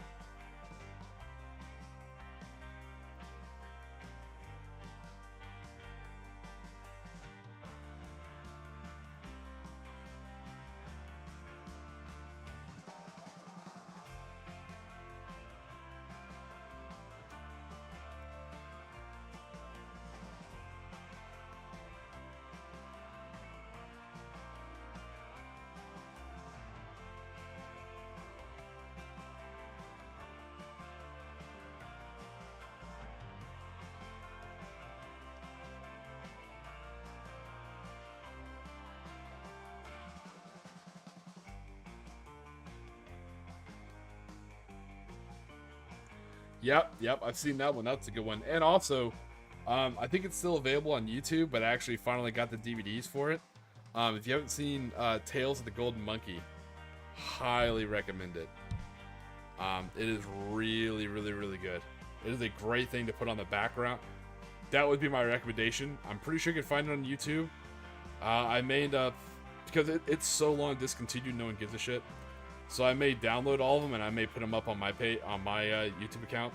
Hopefully it doesn't get struck that way. But it is a great thing to watch while you're painting some Konflikt 47 in the background, especially Imperial Japanese models.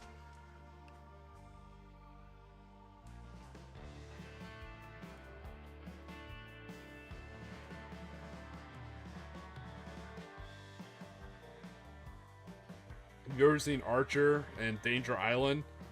It's a parody of Tales of the Golden Monkey, and it's really good.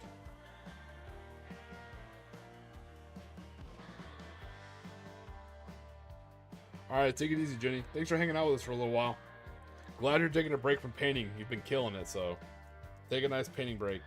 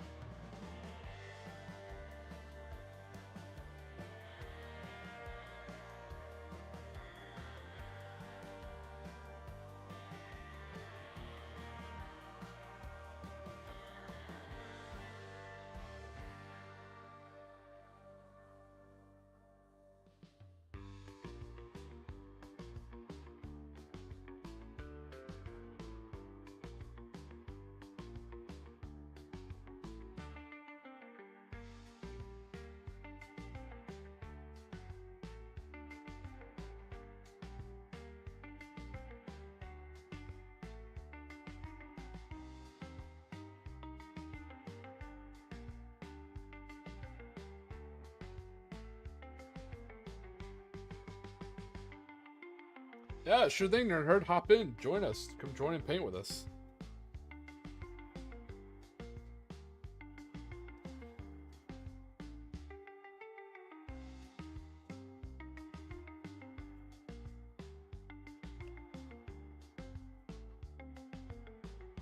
Yeah, that's the whole point of the stream. We do it super late at night.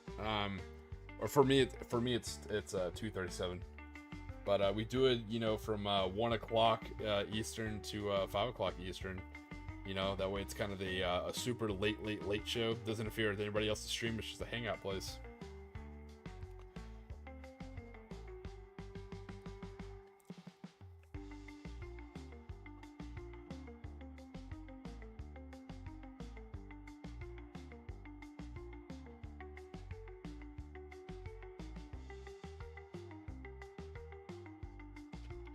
Can't sleep or you're stuck awake, or you had the day off like CB Cooper, hey, come hang out.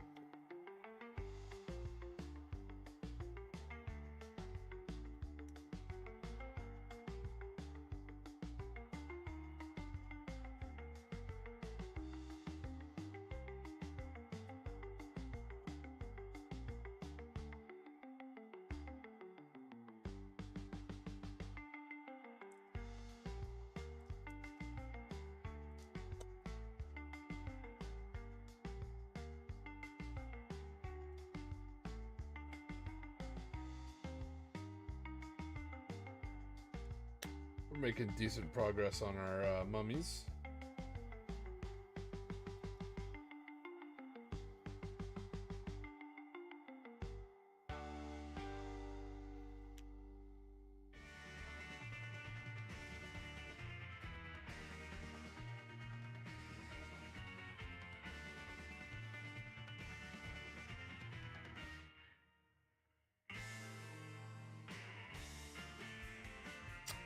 Yeah, I can imagine that. Served overseas for a long time, so I had to, like, you know, mail your votes in and shit like that, you know?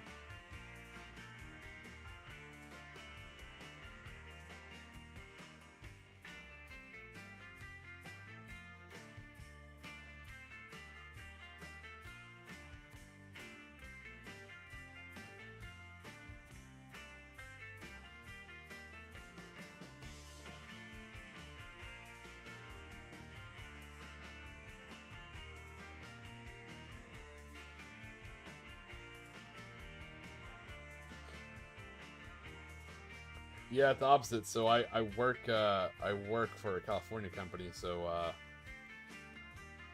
when I work a morning shift for everybody else, they're barely waking up at 5 a.m. and it's like 8 a.m. for me. I'm like, oh yeah, it's kind of nice. I got up, had a cup of coffee, pretty nice. Same point in time, when they work a late shift, they're off at 9 p.m. I'm off at midnight, so it works both ways.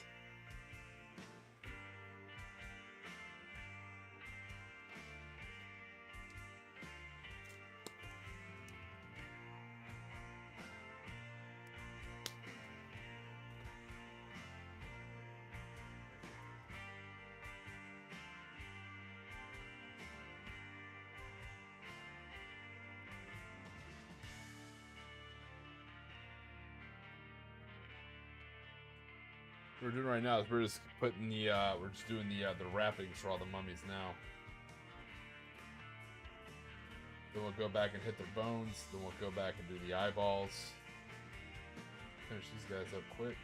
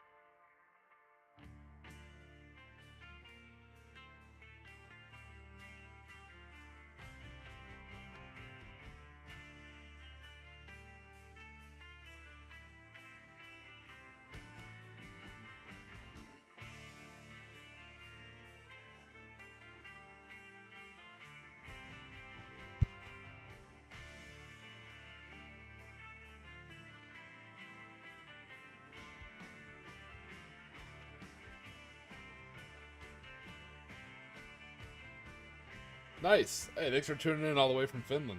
So that is kind of a nice alternative. Is for our friends, across the pond and in Europe. This late show kind of hits them early in the morning. So kind of getting on both sides, I guess.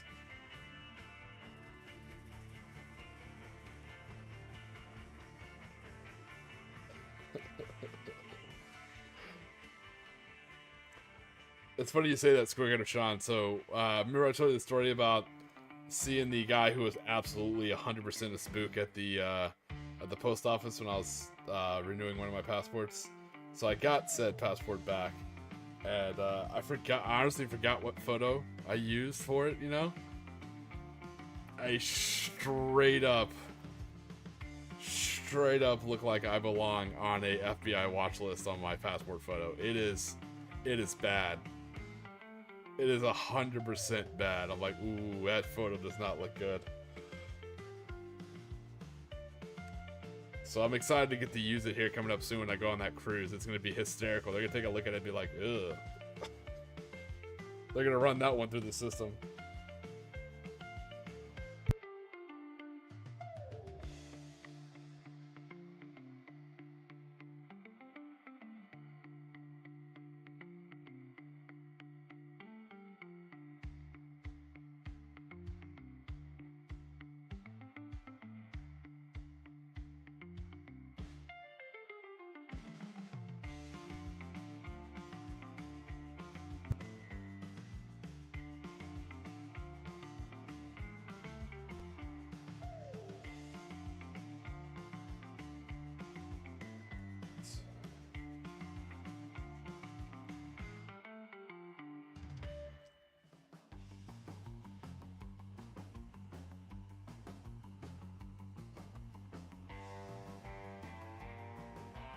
Yes, they do.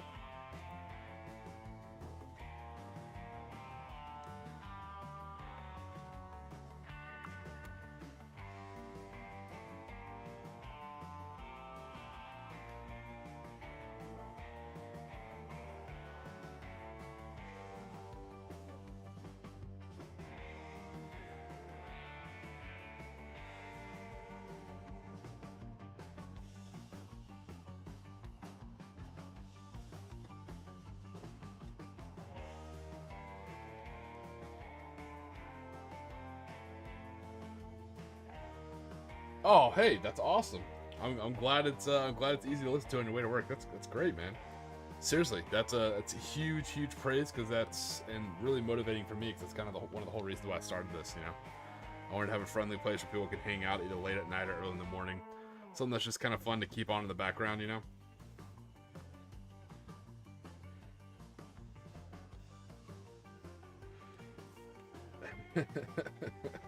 Sam Bloodaxe. That is great.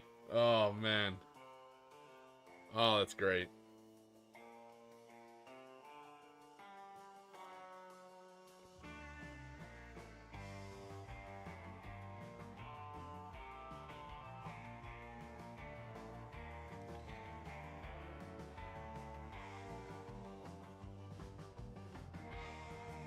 But now that we've had some more articles from Warlord Games, some channels with inside access, and their NDAs expiring and telling us some information, what are y'all looking most forward to for Konflikt 47?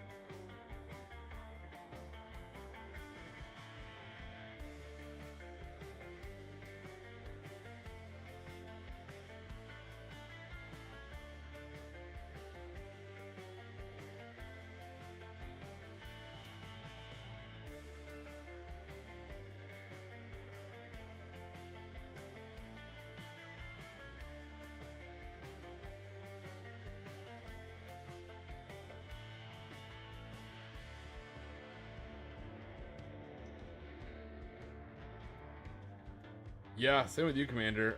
Matthew bring up a good point. Outside of the lore, I think what I heard that really excited me, that I think they realized that they goofed on the assault rules for bolt action. Version 3, it's too late to take it back. So I'm glad, especially because, and this is the big deal, is you can argue assault wasn't very common in World War II. That's one of those things that's easy to pick apart and also easy to defend, and people will bitch about for like a long time. It's also a fun discussion, that's fair.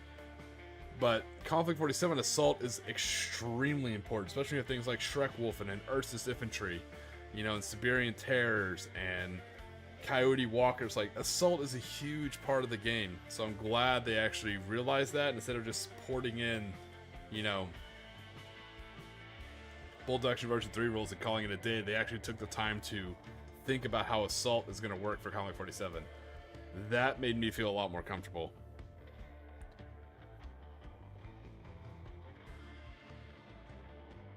Oh, nice, James. Yeah, I agree. It would be cool to finally see the Tesla Grizzly on the tabletop. We've only seen it in art, you know, and there's some short stories out there and stuff like that, but to get to see the actual Tesla Grizzly on the tabletop would be phenomenal as an actual unit we could take. That would be really cool.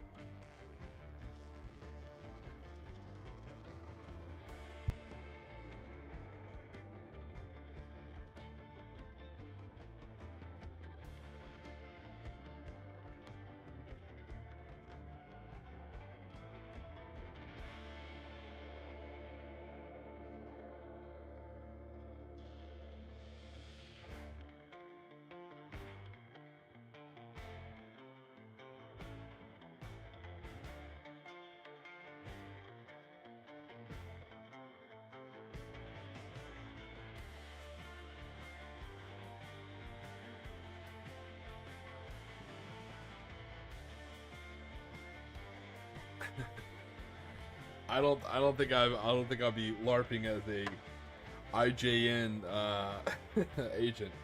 I do need to get a Tiki mask, so when I show up the tournaments, I can actually like wear it. It'd be kind of cool. But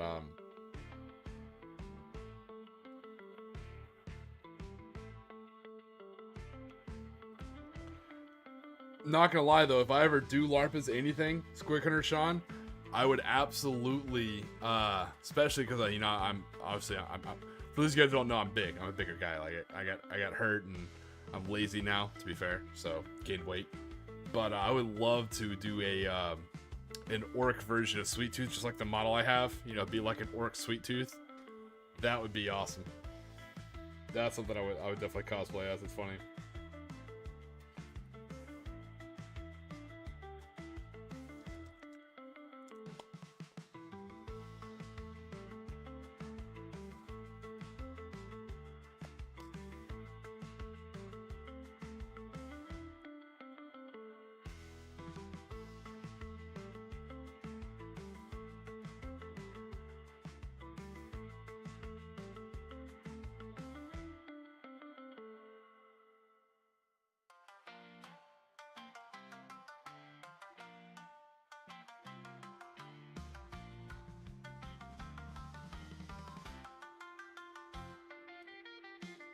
I'm gonna try and get this initial contrast in of all the wrappings, then go in over time and pick out the bones a little bit better. Yeah, Tesla Grizzly. It's definitely in the art. You can see it. It's pretty cool.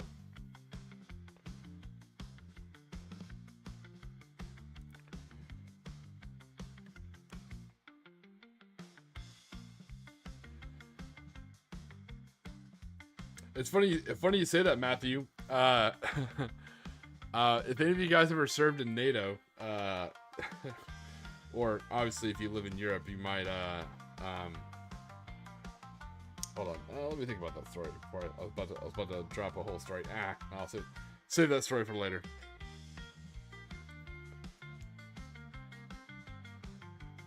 No worries, it's a funny story, but I'll save it for another time. Give that one some time. Let that one breathe a little bit. Sorry, not to tease you guys.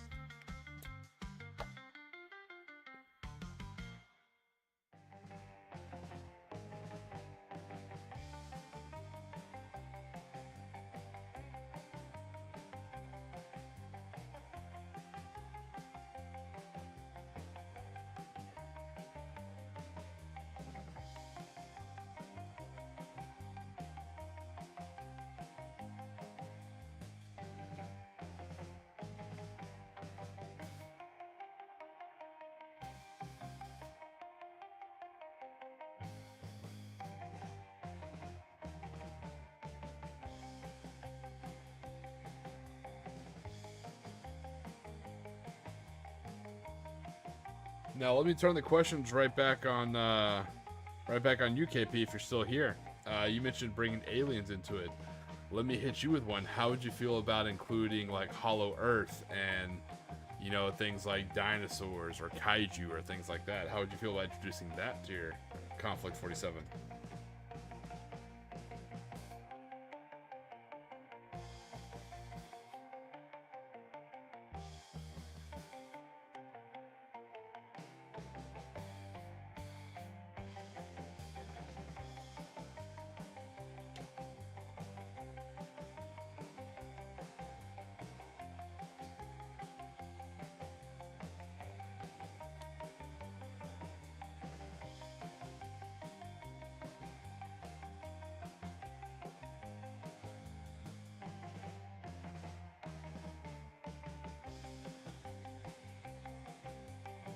I will say this, something I'm really surprised about, and again, not getting political, but I'm surprised people haven't leaned more. I guess it's because like superhero fatigue is kind of like burning out.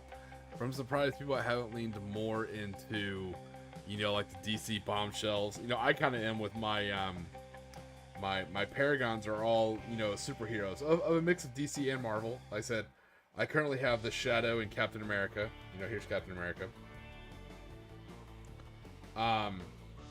And I plan on doing like Wolverine and a few others, right? You know, I plan on having the Rocketeer, I already have the Shadow, the Phantom. But I'm surprised no one's done like Captain Nemo and his crew, you know, for mercenaries, or, you know, I forgot his name. Basically the Submariner, It's not Aquaman. They call him something different in the DC comics. But you can say also Aquaman. It's probably supposed to an Aquaman and a whole race of like, you know, Atlanteans or Wakanda. You know, for imagine, oh man, imagine Wakanda versus Desert. You know, the African core. It'd be really cool.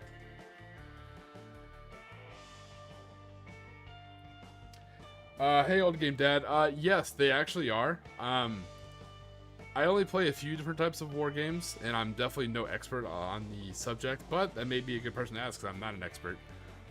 Bolt action is, the rules for bolt action are very approachable.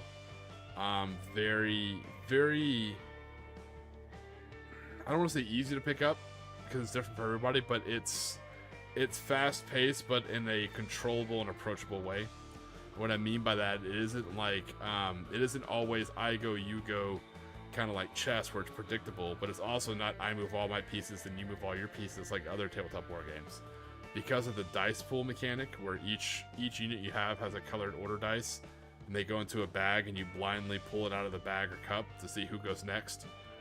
It adds a, you know, almost like a cliffhanger mechanic, like, oh, what's gonna happen next? So it makes the game very engaging and also open to conversation, which is why I love it. So especially a teaching game for younger players, I think it's phenomenal.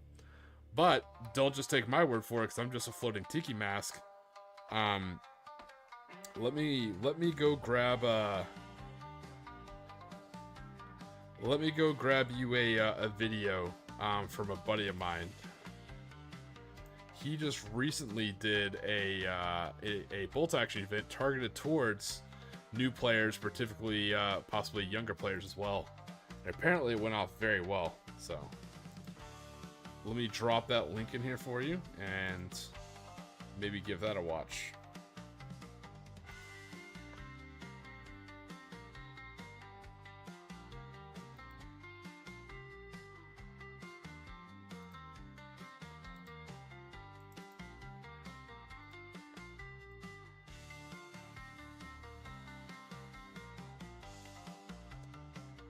There you go, old gamer dad.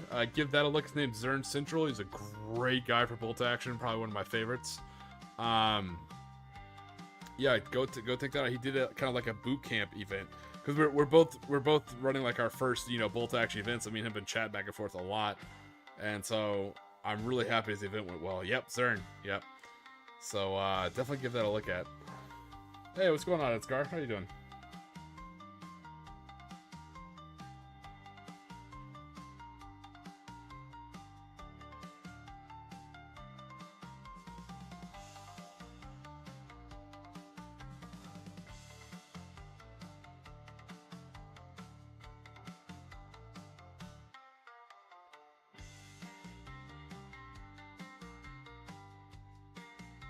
Oh, anytime, man. Hey, thank you for tuning in, especially all the way from Finland.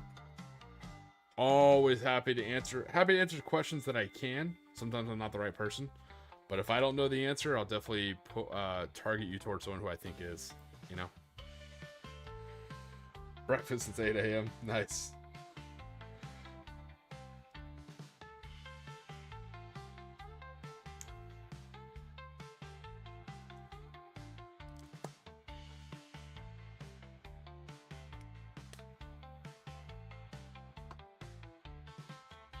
Nice. Well, welcome to the party, Edgar. Get some painting in with the rest of us.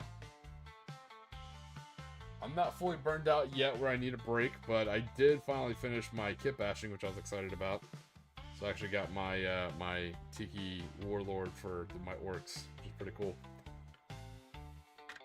Kit bashed that on my own time. And now I'm working on my mummies.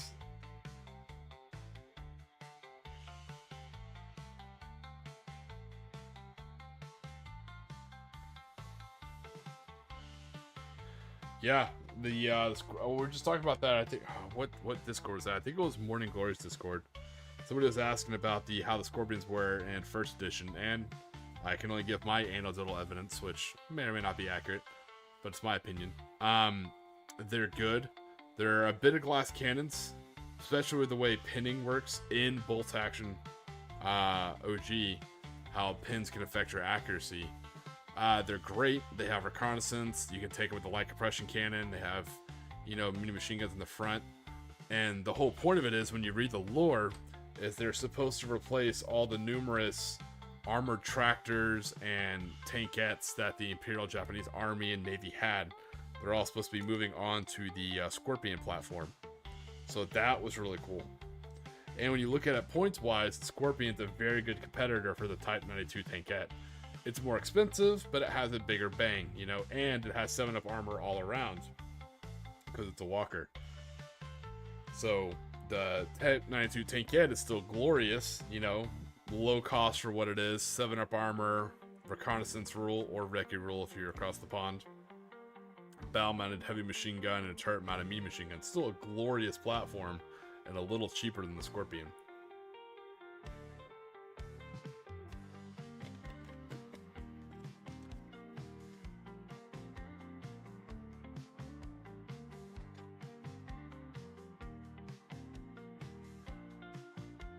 I wish I could say the same, Ed. I have so many Imperial Japanese models to build.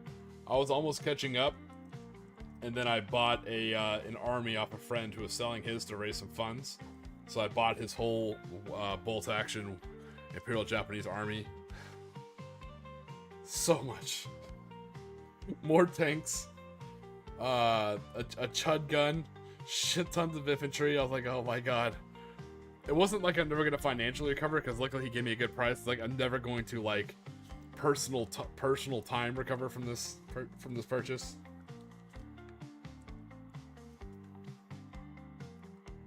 Yeah, so, that's something we've talked about on the channel before, and it was a fun thing.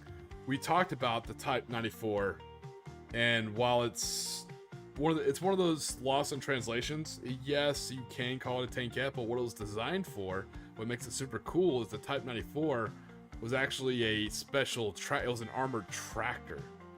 That's what made it so cool. What a lot of people don't know is it carried oftentimes not just the way the vehicle itself was designed, but also carried a trailer behind it.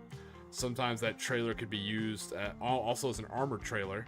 It could be a personnel carrier, it could be a supply carrier, it could be a refueler, a tanker, it could be, they used it sometimes for like CASVAC and medevac.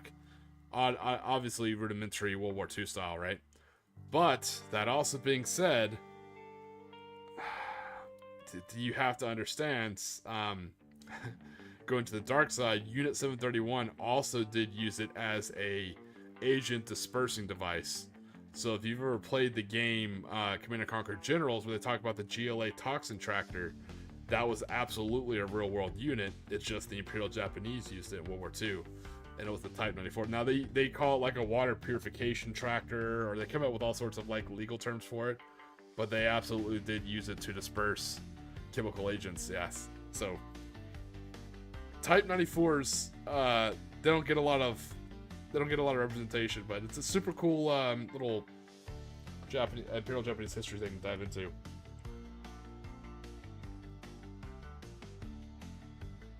I actually, when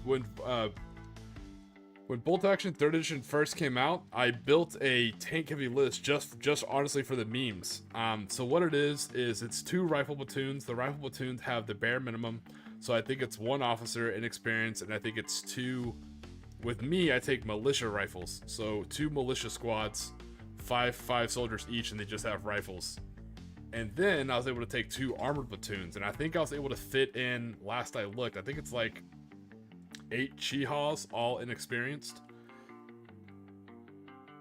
So in a 12 50-point list, I could bring 8 Chihas and a couple small militia squads and some officers. I think I was able to fit in 2 Kimpatai too, because they're only like 15 points. So I actually built a full-on IJ armor list. 8 Chihas. Doesn't matter, they're inexperienced, there's 8 of them.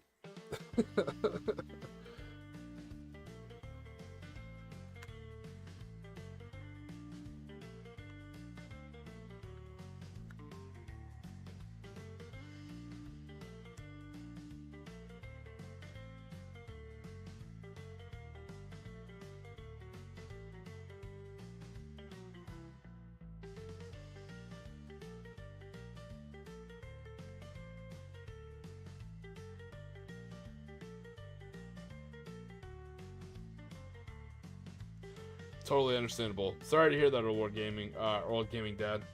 I feel like 40K still has good lore and good bones. I just feel like hopefully it'll find its way. I don't know.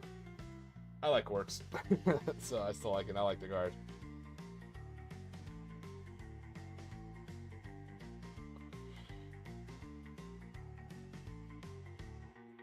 And for my militia rifles, I think you guys have seen them on the channel. I built them. I haven't painted them yet.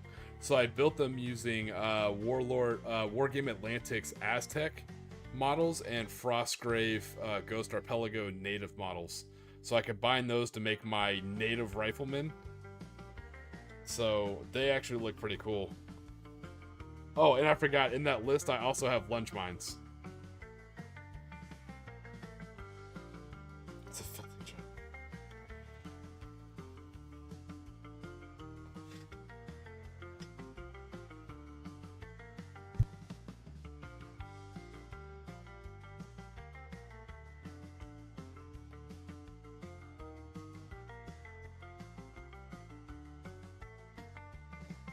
But that is something I will say about Bolt Action, even 3rd edition, which I'm not the biggest fan of. It's fun, but not the biggest fan. I enjoyed 2nd edition more. Again, biased though, I play Imperial Japanese. But something I will say about Bolt Action, both editions I played 2nd and 3rd, and about Konflikt 47, the only edition I played, the only edition that's out. It is a conversational game. It is, I think, extremely difficult not to have a conversation while playing the game. Where other tabletop war games seem a bit more adversarial, in a good way, of course. You know, like chess is very adversarial, right? But Bolt Action, just the way the game mechanic is, it's just naturally a conversational game, and it can really be fun.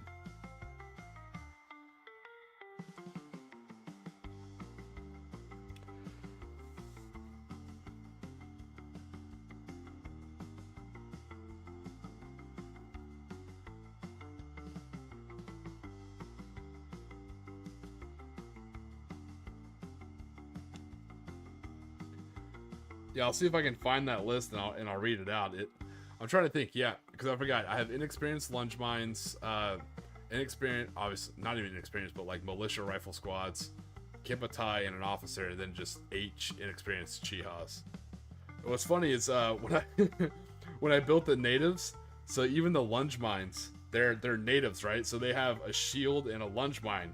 So they would like a magical spears, but they kind of tell them like, yeah, this spear is imbued with magical Empire of Japanese powers. It'll stop enemy tanks. It's not wrong. And same thing on all their shields. What I'm doing is I'm writing the kanji character for sake, right, or alcohol.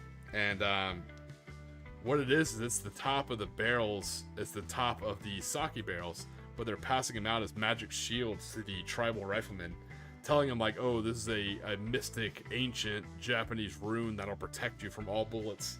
You know, so the natives think these shields are making bulletproof, but they're really just the actual top of sake barrels.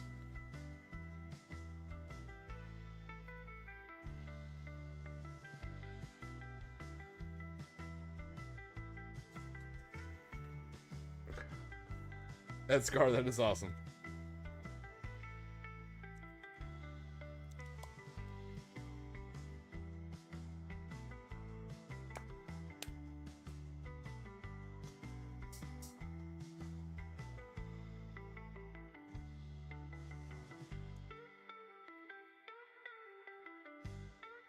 Yeah, I think I'm currently sitting on 8 Chihas painted, 1 Chiha built, and 1 Chiha still in the box. I have 1 Hago, 2 Kamis, 1 with pontoons, 1 without, and I think 2 Type 92s, Tinkettes.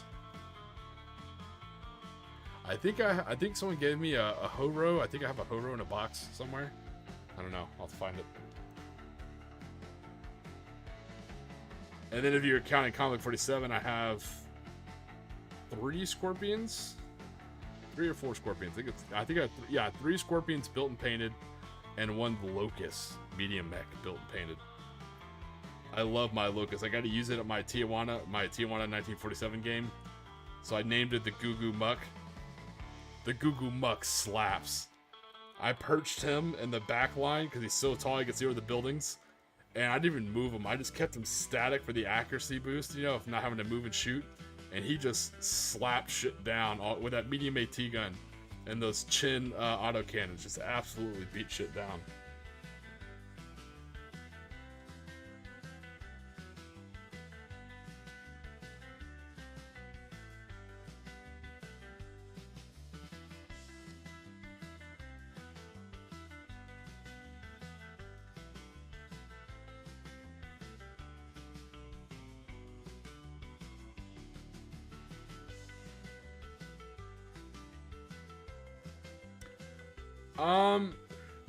Let me, so are you talking about in Konflikt 47 or in Bolt Action 3rd Edition?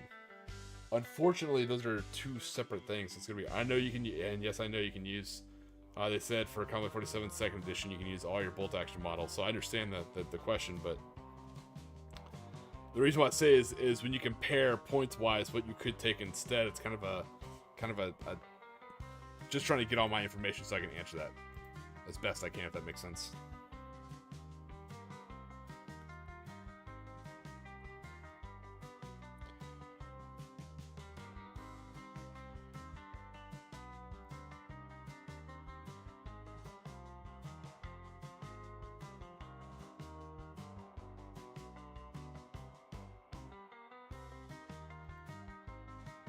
He's like, both, I suppose.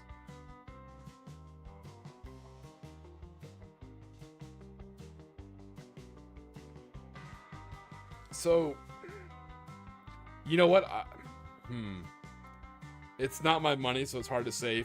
I think it could be interesting in Konflikt 47. So here's my big assumption, right? The Chi-Nu is a Type 3. Chi-Nu is a late war medium tank. So she's got a big, nasty AT gun on top. And I think she has 8 armor. So she's a nasty girl. It's a Chi-Ha chassis with a improved turret. Late war. So the Type 3... Oh, sorry, I got distracted about that, Matthew. Here's my assumption of my guess. My guess is tanks and Konflikt 47 are going to basically turn into WDs. And what I mean by that is walker destroyers. Kind of like how we have tank destroyers. Okay, think about in World War II how you have tank destroyers. They're not tanks, technically, right? Because they're not main battle tanks, right? You know, they're not something you go out there and brawl with, right? A tank destroyer generally fires from ambush, usually, right? Yeah, think about the design, I think, but we're not getting into the weeds with it, so, you know, no one freak out on me and be like, oh, actually, yeah, no. I'm taking this chill. So a tank destroyer is kind of like a sniper or a highly mobile anti-tank platform, basically, right? Okay, cool. And those were great at taking out tanks, right? So what I'm thinking is the benefit that tanks are going to have over walkers. It seems like they're really favoring walkers for Konflikt 47. So the benefit that tanks are going to have over walkers is their low profile. Before someone tells you that doesn't matter, it absolutely does in Bolt Action. For reference, I've sent pictures of my battle in Tijuana in 1947 that I talk about. We built a realistic depiction of kind of what the town would look like. There was narrow streets, there was multiple buildings of multiple heights. Soldiers were hiding from walkers, running through back alleys. That's how he knocked out my Scorpion. That's how I knocked out his walker. We used our troops and run through back alleys to hide from, like, you know, getting pelted from walkers, right? Walkers have great line of sight, but they can be blocked by buildings, whereas tanks, because they're so low to the ground, have low silhouette. I think that's what you'll see tanks possibly being used for, especially the Axis or Green Vault tanks. You know, looking at Tigers and Panthers, oh my, right? So you're going to see them almost being repurposed instead of main battle tanks and brawlers being used as low silhouette walker destroyers. So with that being said, you know, long story short, I'm sorry to take you for a ride. The Type 3 Chi-Nu, usually for Bolt Action, I'm the kind of guy that says I would avoid the Imperial Japanese attempt at main battle tanks because that was never their tank doctrine. Stick with, you know, fast, light, you know, quantity over quality style tanks. That's just my preference, right? That's just my personal preference. But for Konflikt 47, I think that the Chi-Nu could have some use. Again, it's not my money, so it's hard to cast my vote that way. But if you like the look of the model, I would get one. Straight up. If it's a good price and you like the look of the model, get it. That would be my advice. That's what I do. Please don't come to me for financial advice. But will it have a use in bolt action? You can find a use. Will it have a use in Konflikt 47? I think it will. I think your late war tanks with the heavier AT guns, I think they will have a purpose in bolt action as fast moving, low silhouette walker destroyers.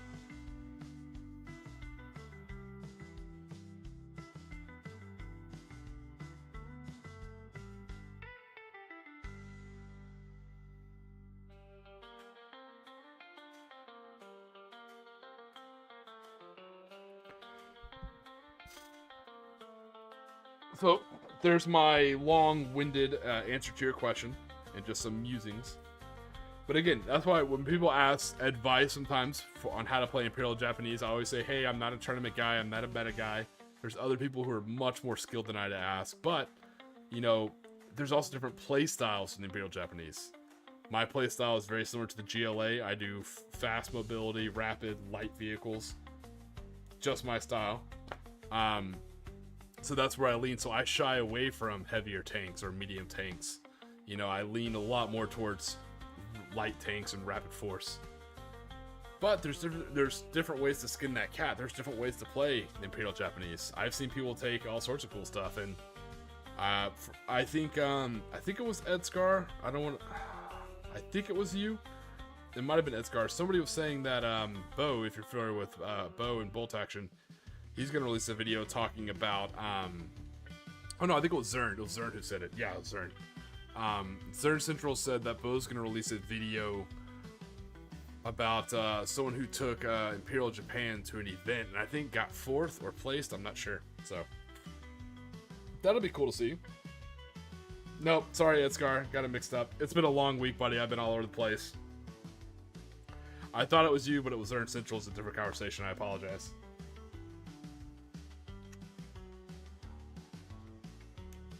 But, yeah, that's my assumption, because a lot of people ask, like, where are tanks now in Konflikt 47, because if you heard about the rules, looks like they're really favoring walkers. They're making them pretty damn cool, which is cool. You know, they should. It's a selling point model, you know what I mean? Like, it's a table piece, right? But I think that's where you'll see tanks. Like, I think, in my opinion, I think Tigers are definitely still gonna, and not even the King Tiger X with its heavy rail cannon, but I think Tigers and, you know, I think Pershings are gonna have a place. A lot of people keep forgetting it's 1947, so you'll have Pershings and stuff like that. So I think you'll still see tanks on the board, but I think you'll see their role will kind of change.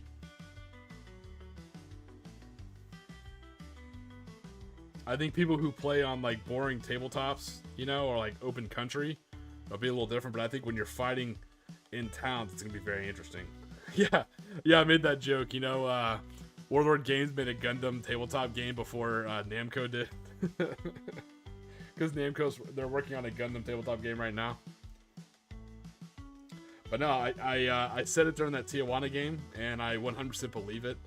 When you play Konflikt 47 at the right points level, it feels like a 28mm scale diesel punk version of Titanfall 2. It's exactly what it feels like, and it's glorious.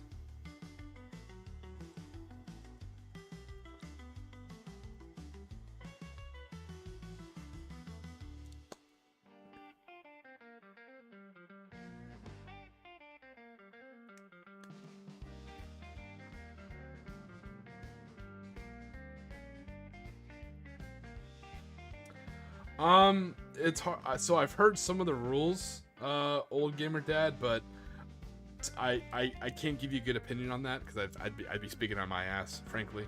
So until I roll some dice and I sadly pick up my models and put them back in the box, I won't really know.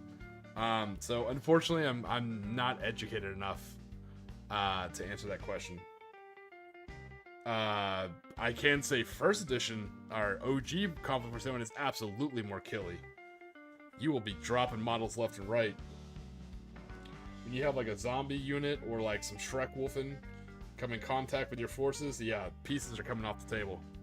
So Konflikt 47 currently right now in its original edition, I say original. Obviously, there's the 15th millimeter first, and then the current 28 millimeter. But current Konflikt 47 is absolutely lethal.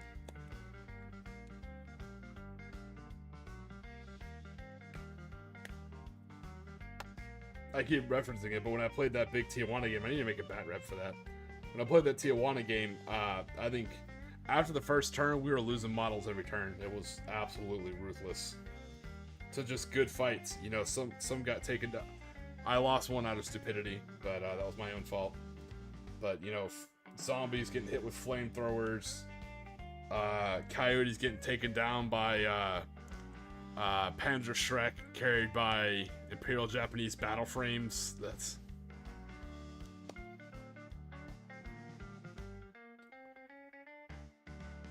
Bazooka team getting cut down by autocannons from the Goo Goo Muck medium Locust Walker. My officers getting cut down by airborne squad with multiple light machine guns. That was nasty.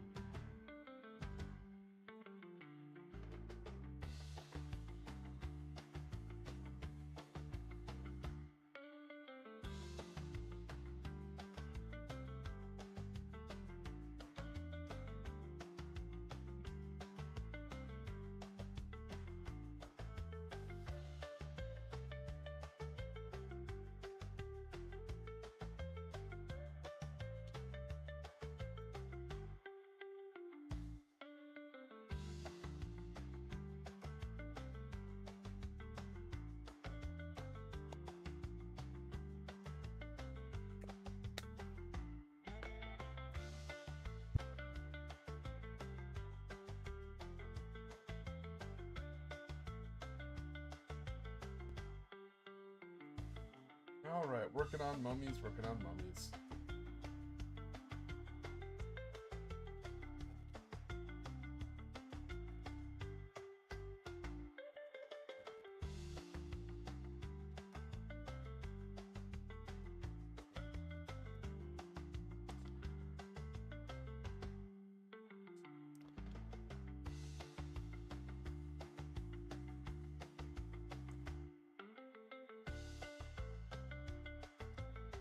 Yeah, the one thing I was excited about is, from what I understand, is we're going to be able to bring in almost all, if not all, of our bolt action models into Konflikt 47. So that means my IJN will survive, and they're going to be kitted out to the nines with AT rifles, lunge mines, and AA guns, and then obviously a shit ton of ghost attack squads.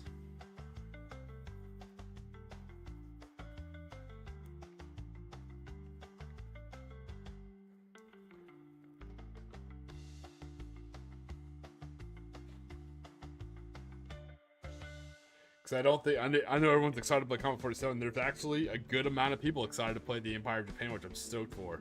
But I don't know too many people that are going to be leaning into, you know, Special Naval Landing Force. So it's going to be kind of cool to have a little niche. Because under current Konflikt 47 rules, I can't bring my Type 2 Kamis, my light swimming tanks, which makes me sad.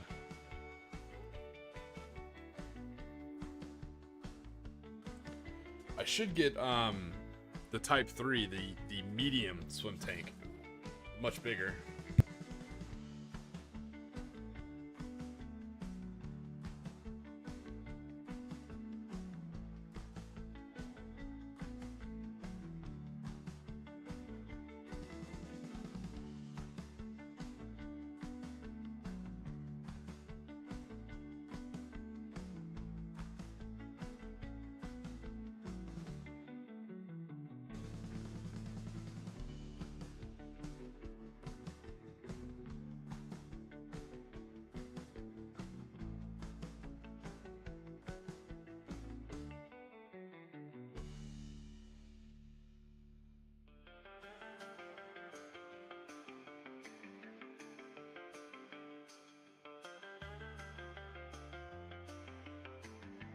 Alright, let's get the final wrappings on the final mummy, and then we'll move on to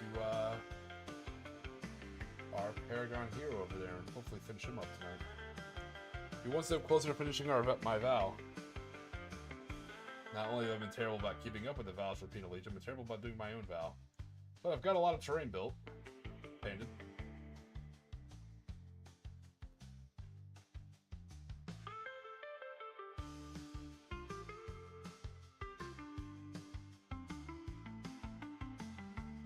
And unfortunately, for us here in the States, even though Monday is a holiday, I'll actually be working it, which I say unfortunately, it's not bad.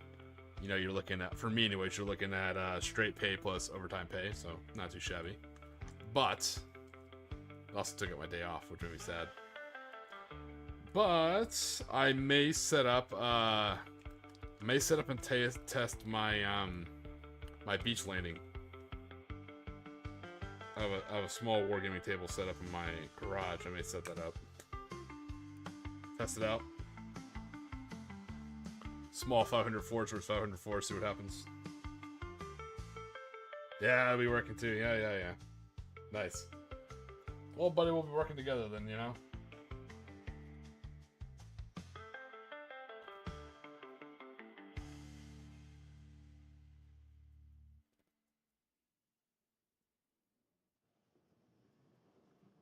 Because I'm remote, I always try and take the holidays.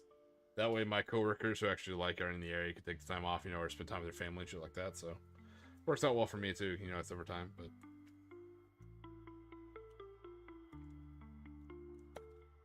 It's also easier when I put in for my leave. You know, people are always like, yeah, we'll cover for him, because he always covers for the holidays, you know. So it's a nice little tit for tat kind of situation.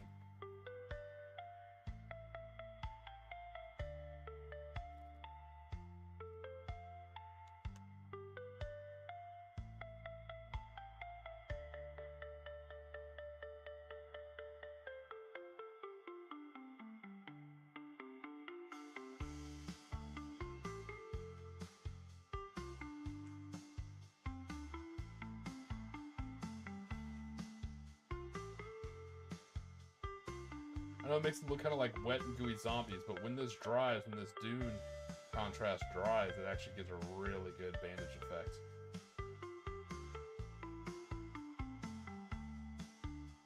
Trick is not to do too many coats. You do too many coats, and then it dries wet and dirty, and it looks kind of weird.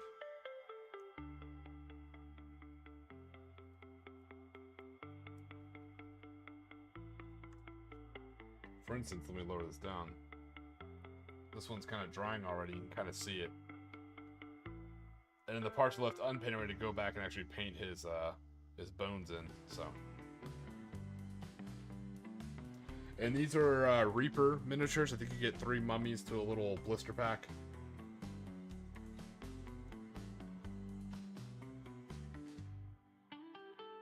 Yes, hey, good on you, Matthew. That's exactly how it works. Yeah, never forget, Sergeant and Samurai mean the same thing. It means to serve, you know. So that's how you take care of those. You take care of those who you've been placed in charge of, and you lead by example. Not from the front, not from the back. You just lead by example. So it sounds like you're doing the right thing, man. In my opinion, seems like a good sergeant to work for.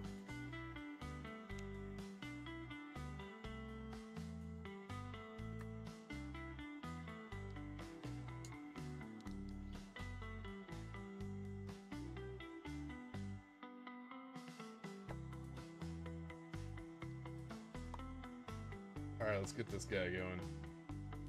What do we have left on him? His grenades and his weapon. Awesome. We can do that.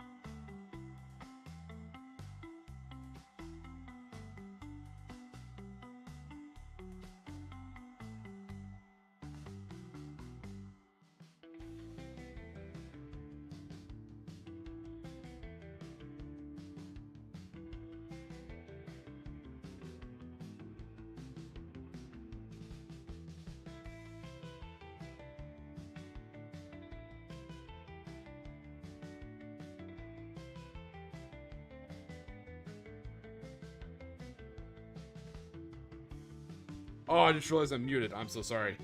Hey, thanks, Old Gamer Dad. I hope you have a great ride to work, and thanks for joining, and hopefully the information helps.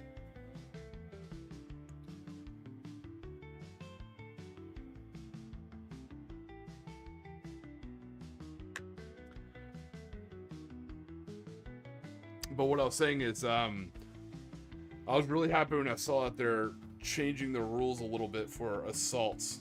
For not really changing it, but they're paying a special attention to the assault rules for Konflikt 47, second edition. Because I had my faith restored in the lore when they didn't screw up the Imperial Japanese. They actually wrote the Imperial Japanese well. I was like, okay, cool. I'm kind of invested. Then I saw they did for the rules. Like, okay, now I'm starting to believe in the rules too. So.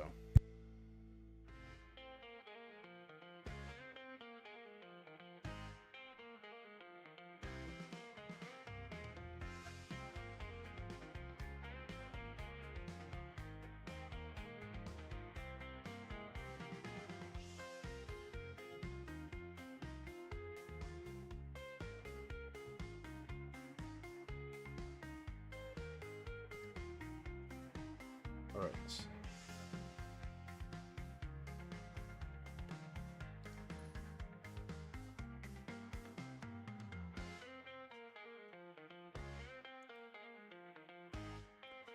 Yeah, I think it's going to be in the hollowed out volcano on Iwo Jima. Like, straight up stereotypical evil Bond villain style, and that's so cool.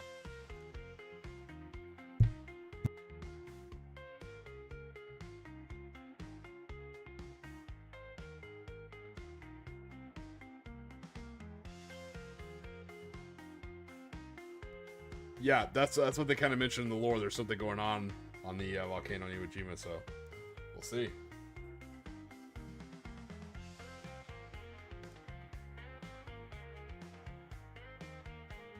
Yeah, if they have their own access, they don't need Germany for anything. Or the Green Vault, as it were.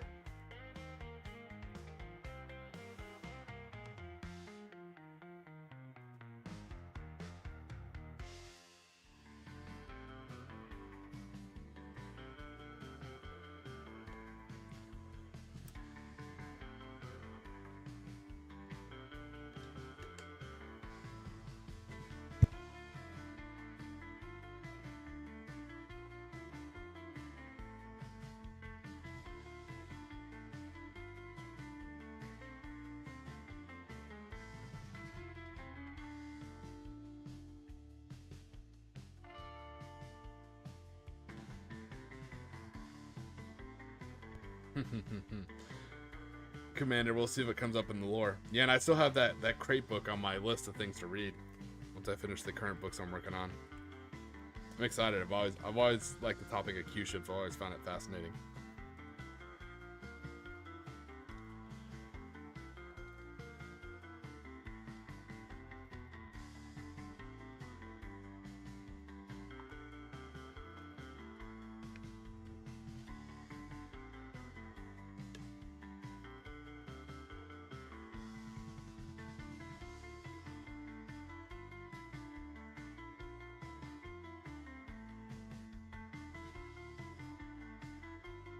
Yeah, speaking of Lend-Lease, you know, I'd like to see the British War Dogs. So they have the special trained British War Dogs.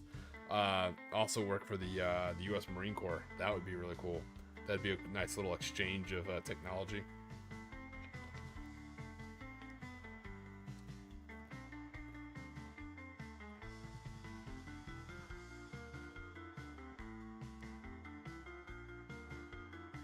Or what I think would be really cool for the Marine Corps is some heavy infantry for the Marines. Even though, you know, when you hear in the lore video I did, you know, they don't like the heavy infantry in the Pacific 'cause it's so hot and stuff like that. But it'd be cool to have the U.S. Marine Corps version of heavy infantry that have like infantry flamethrowers on them. That would be really cool.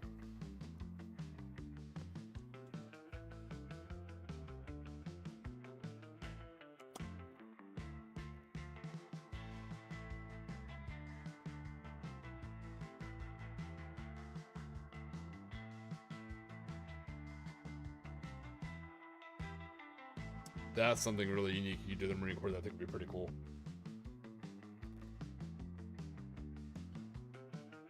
way they can survive, making it up to the pillboxes and bunkers to deprive them of oxygen.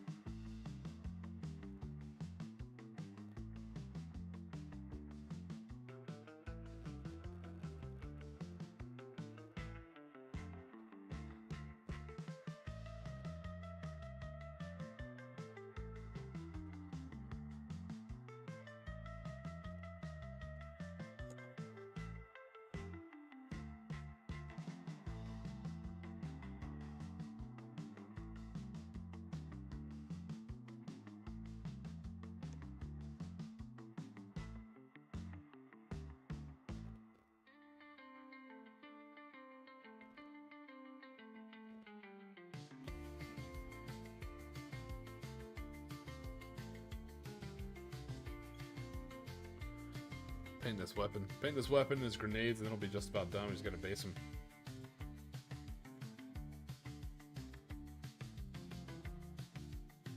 Yeah, Matthew, I was just thinking that. I was like, what would be a good weapon for the other hand? I'm like, oh yeah, shotgun would be good. Yeah, that would be good.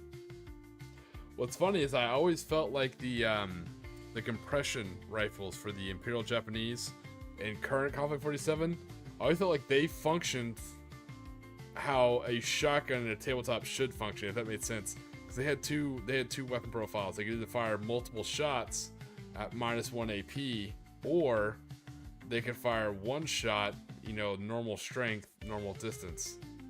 And so to me, that always felt like, you know, how a shotgun would be. Like, hey, do you want to load buckshot? You know, double out buckshot? You know, multiple hits at -1 pin, or do you want to send like one, you know, slug? Hey, Squid Fist, what's going on, buddy? So glad you joined. I got your stuff, and I'd like to go over it on camera if you're okay with that, buddy. Obviously, not the note that has your I won't say your name on it, but I like to show off the models you were kind enough to send, if that's okay.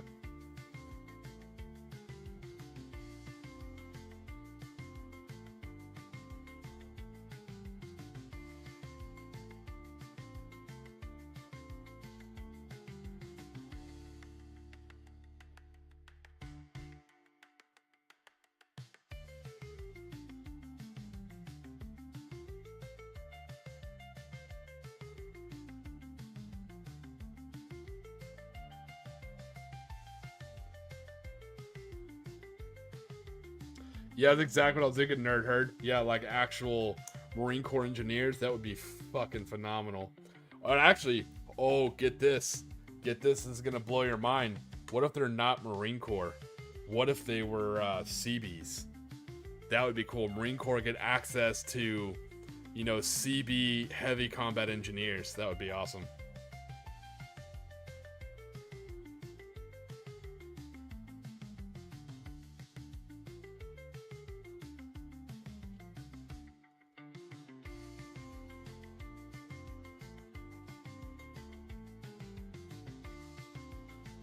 Well, Edgar, I think your information on that comes from a difference between European approach to shotguns or fowling pieces and American approach, because a lot of America is in a more humid or tropical environment. Historically, even in the World War II times, we still use brass shells very oftenly, and we saw the issues of using shotguns with paper cartridges or cheaper cartridges in World War I in the wet trenches. So there's actually studies written in for use of shotguns in World War II, particularly in the jungle. Sometimes they still used brass shells, all the way into Vietnam actually sometimes, only because you could pick them up and reload them, so they're extremely useful. And they held up much better to tropical climate. As you mentioned, yeah, the paper shells will go away. But no, they actually did still have buckshot because they're, you know, just casting, you know, just cast down lead and form it into balls. It's not crazy intensive. I personally do it as well. I reload, so it's not too crazy. Plus, there's also cut shells, but no one wanted to use those because they're dangerous. Yeah, CBs.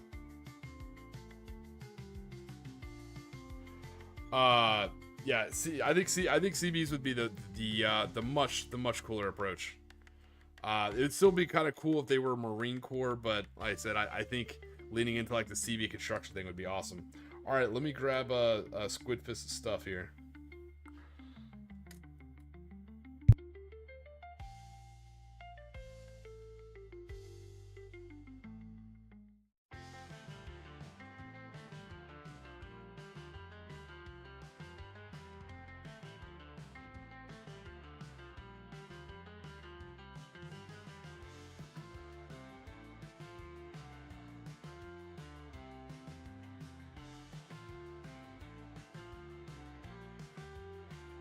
Yeah, CB is a moniker. Yeah, so it'd be the U.S. Navy Construction Battalions. Yep.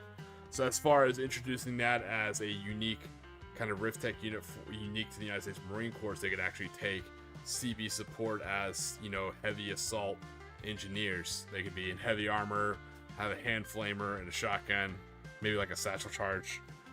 They're solely there for like just opening up beaches and bunkers. That's funny, Squid Fist. On the other side, I was almost in a Air Force Red Horse unit. But Space Force unit stole me away. I was excited too. I was like, oh, I want to join a Red Horse unit. That'd be super awesome. For those who don't know, Red Horse is an acronym. It's very similar to CBs, but for the Air Force and building bases, air bases. All right, so the first thing let me move this guy out of the way. First thing from Squid Gunner Sean that's awesome is this awesome Rhino. Look at this thing. Look at the paint job on this monster. Tell me that's not awesome. Clearly it's fast because it's red, which is pretty awesome. This paint job is amazing. Absolutely love it. And it also has the doors. This is absolutely going to get converted into a truck. Not sure what all we're going to do to it to orcify it up, but super excited about that. These are all nice things from Squid Fist.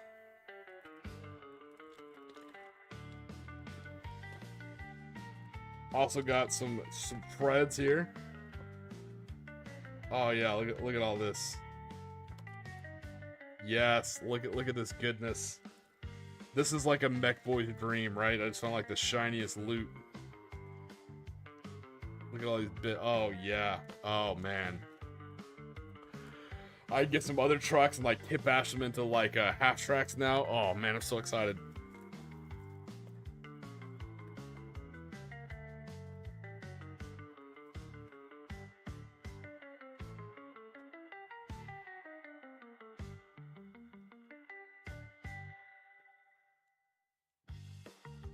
And he was even nice enough, guys, to hook me up with some of his Talaran Desert Raiders, you know, Space Gate 47s for everyone. I love these guys because if he's cool with it, I'm going to use them. I'm probably going to use them as a kill team. You know, I've always wanted a Astra Militarum kill team, but it's also going to be my diggers for like Gorka Morka style stuff. So I absolutely love these guys. Oh, I've always wanted Talaran Desert Raiders, especially being a big GLA fan. It's always one of my favorite. It's up there with like Kimlar Savlar Kim Dogs. Wow, I'm tired. I'm so sorry. So it's up there with Savlar Kim Dogs, Fantine Skyborn, Elysians. Up there with like my favorite Imperial Guard regiments. So Squid Fist, dude, you went all out, dude, and I appreciate it. All right, so we got in the next thing. All right, in the next bag of awesomeness.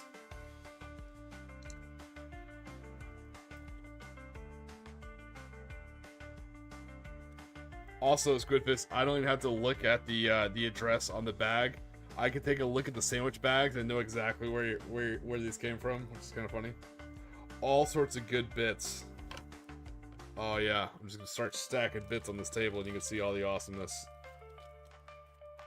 Oh yeah. Yeah, that's going on a battle wagon.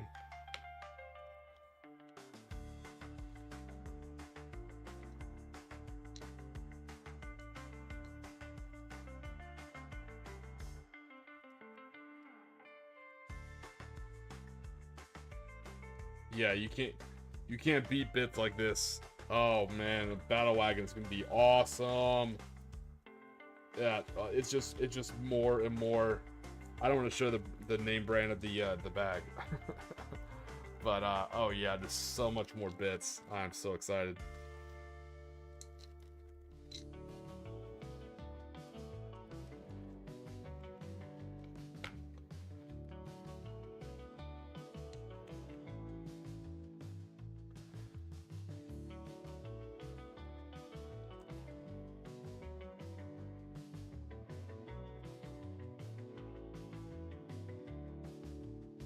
Right? Yeah, he is hooking me up on the bits. Oh yeah, and more bits. More bits. My bits box has been so lacking. I definitely needed. Oh. Look at this. Cockpit to a sentinel, an armored sentinel.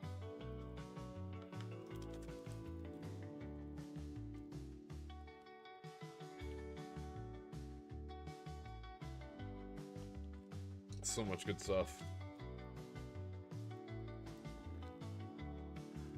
Oh yeah, this is what I've been dying for. I appreciate it. So I don't regret selling my old Imperial Guard army. I said somebody got to get started in the hobby for super cheap, so that was really cool. The only thing I regret is giving away my books, and I really regret that, and I really regret giving away my bits box. I should have kept my bits box. That's where I messed up. Models can be replaced for the most part, you know, and there's nothing too crazy, but the bits gonna hurt.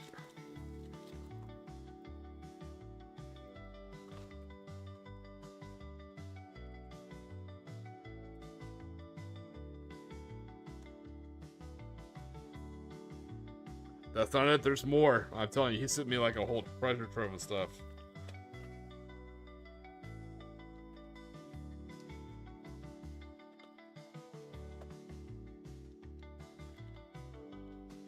Oh yeah, there's some really good bits in here that I'm really excited about. More weapon bits, and there's some good stuff in here. There's a, oh yeah, you know this is gonna get used. Gun shield, absolutely.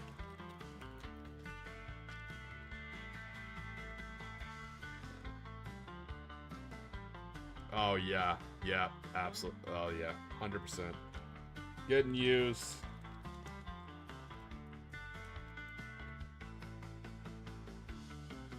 Captured heavy bolters, storm bolters, big old bombs. Oh yeah, absolutely. So excited. I think I love playing bolt action in Konflikt 47, but I love kit bashing orcs. I appreciate it. I don't do guard anymore, so would it be cool to have my old guard books back? Yes, but I'd rather somebody who plays guard have them. I think it would be lost on me, you know? I still have some stuff, you know, I'm not crazy sad about it. But I am trying to collect all my old orc codex, probably all the old orc codexes.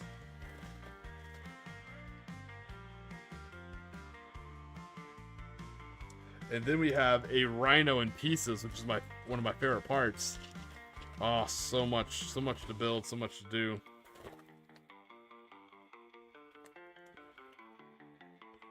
Front, the sides, the top. Oh yeah, the sides. Oh yeah. Yep. We are building that boy. I'm so excited.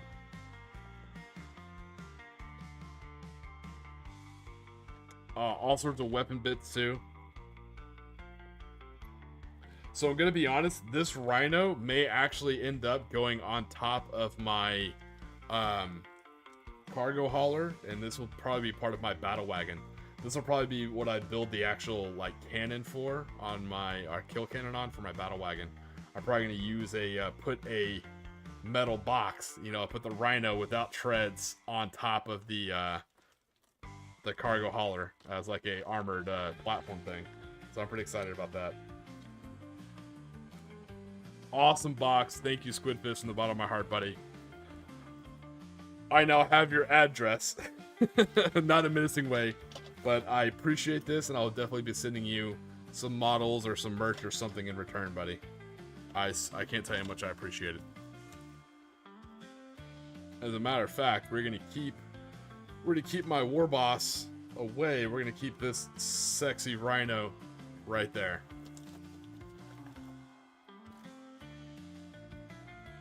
I didn't want to paint that like my other ones. I mean, they are all red, you know, but orcs don't have to be uniform. So I think I'm honestly gonna keep that camo, but I think I'm gonna put, you know, bits all over it. And I think I'm just gonna like spray paint, not spray paint, but you know, like paint orc markings everywhere, you know. So, and I think when I fully build out my army, this will likely be my my commandos truck, the truck that I use for like commandos. I could see this being their truck, you know.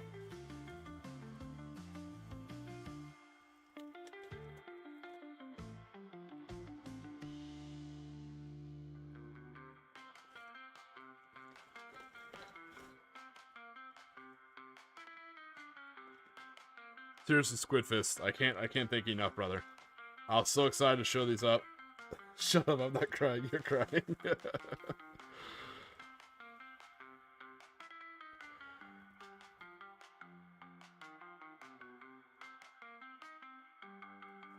Sorry, I was catching up on the chat. You guys cracked me up, man.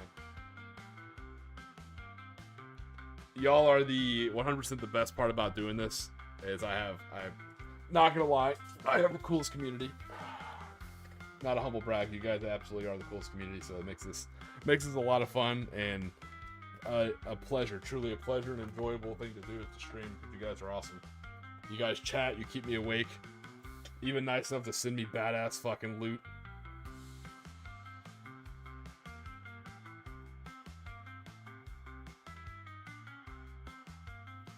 I'm working on my, so I'm building my, yeah, 100%. Yeah, I will happily show that off. These guys are awesome.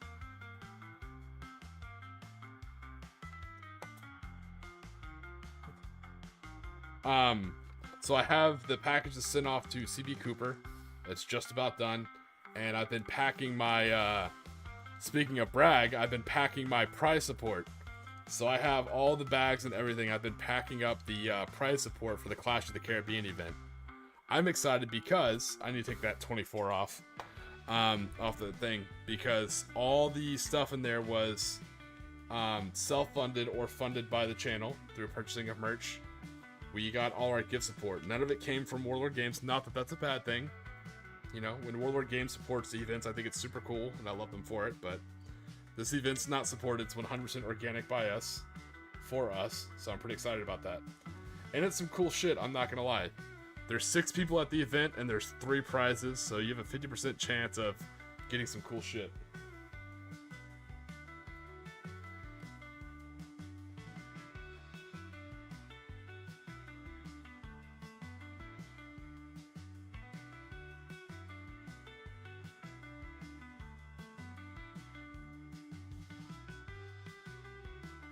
Nerds together, strong.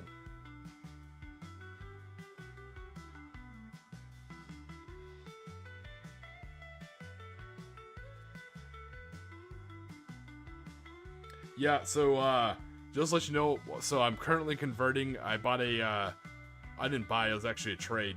So I traded in a what do you call that? A tectonic frag drill to Warpfire Games.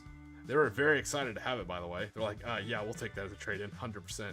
They gave me a healthy amount of store credit, which I used on that cargo hauler from Necromunda, and I got a box of Orc Mob Boys for Old World.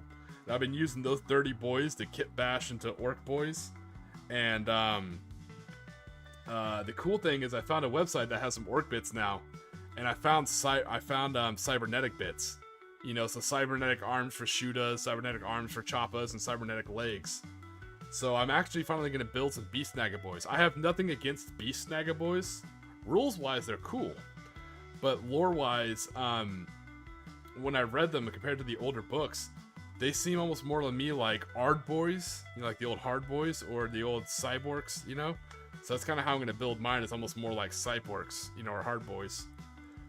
So instead of having like, I like the cool, you know, the current look to the models, you know, and it's very Turok-ish, and I like that. But I feel like a lot of people see them, and they automatically think that they have to be, you know, like Feral or the Snakes or stuff like that. But I don't think so. You know, I think I think you can build them as just, you know, hard boys. You know, they're just badasses, and they're good at bringing down monsters. That's what they do, and they obviously lose limbs taking down big old squig awesome monsters, so therefore they can be missing limbs and have cybernetic enhancements. So I found all sorts of cool bits. I'll probably build some Beastie Boys too.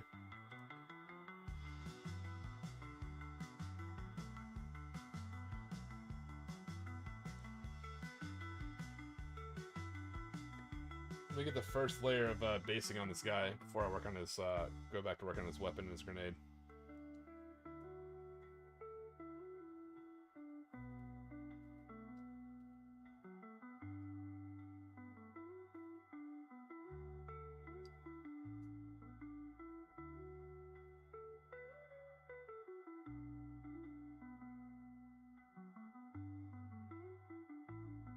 But as you guys can tell, like what I plan on doing for the new Konflikt 47 coming out, we try and get all of these teaser videos before the game drops, you know, just to kind of get people excited about it.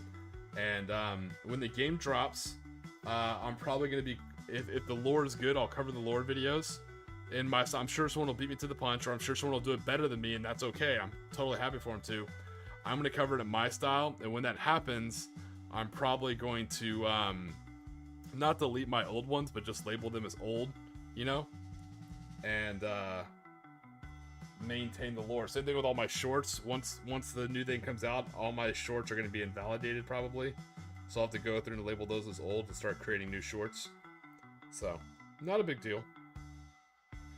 And when I get around to it, I'll probably finish the lore for old Konflikt 47 in case anyone wants to play that as well, you know, in case people don't like the new lore or something else.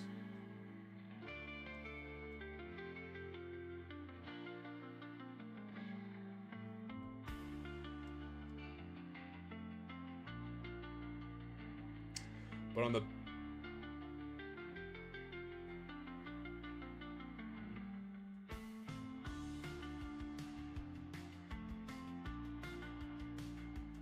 In case you're curious, we're stepping on this red, that's a head of one of the Noctilbins, I want to say. I don't know, my German is shit.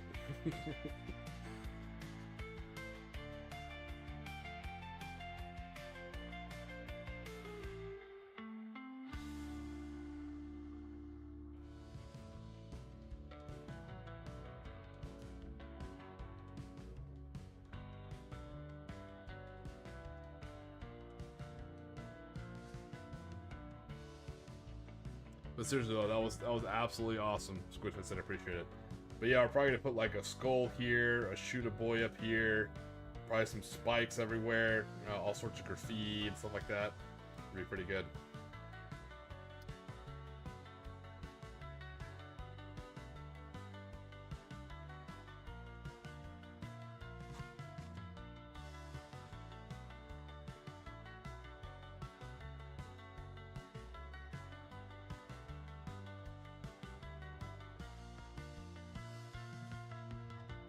Yeah, I think we're gonna have fun with it.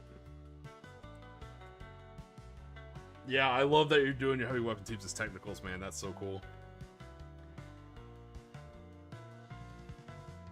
And I'm glad that that video was able to help.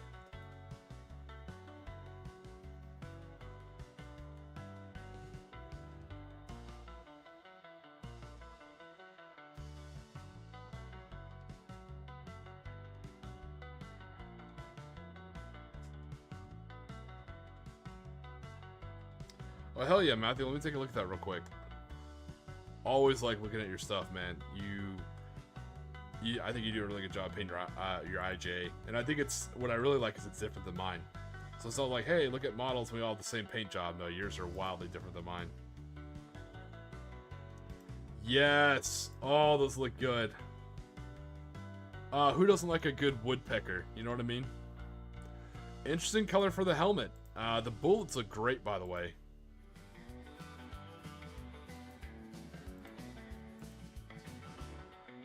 I like it. I like it a lot. Oh yeah, whatever you use for the uniforms, it looks really good. Like you can see like the fabric really well. You have a really good effect on the fabric. Amazing job, man. Well done, Sa.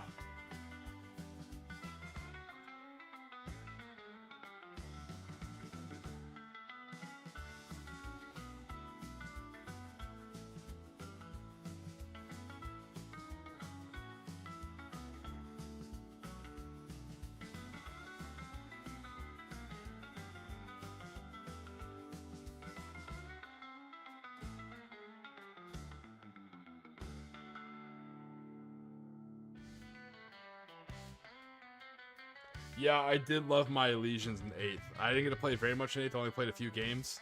I got activated, so I didn't have a lot of time. But I converted my whole force over to Elysians for 8th, which means I had to get rid of all my autocannon teams. I did so much kit bashing, but I got to build sniper teams. You know, everything went to heavy bolters and rocket launchers. A lot of plasma. I got rid of all my grenade launchers and flamers and moved to plasma guns. It was a fun time. Elysians are fun, man. But see, that's one of the things I liked. Not to go on a whole nother Warhammer 40k rant. I know you already had one for Morning Glory, so you know it's not like Hobbits. Like we've had one 40k rant, yes, but what about second Warhammer 40k rant? But to say my piece shortly, that's something I really enjoyed in 8th was that the Elysians, you got access to special stuff like Sky Talons, Tauros, sniper teams, you know, grenade launchers on your last carbines. Cool shit, right? But it came at a limitation. No tanks, no autocannons, you know, like no last cannons. Like there's a huge limb fact to it, and that's what I like. I like give and take.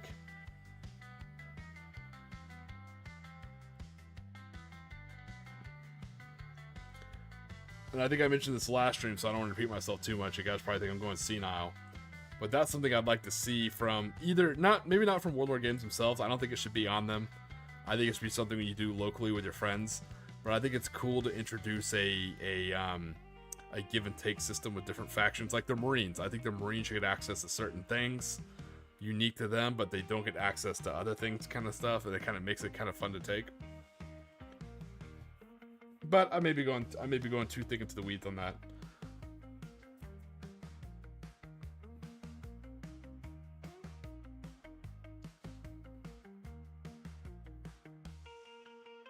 So like the Finns, yeah, obviously, yeah. But applying more to Konflikt 47 than bolt action.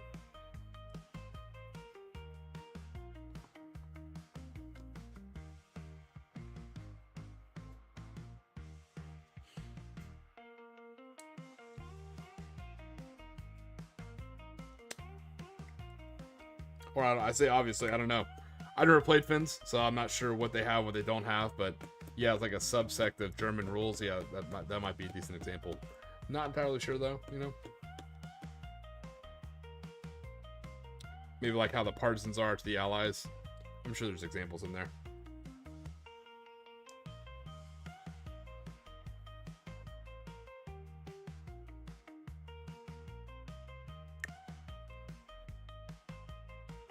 I just stick to my Imperial Japanese and maybe sometimes dabble in Americans. Little dabbling here, little dabbling there.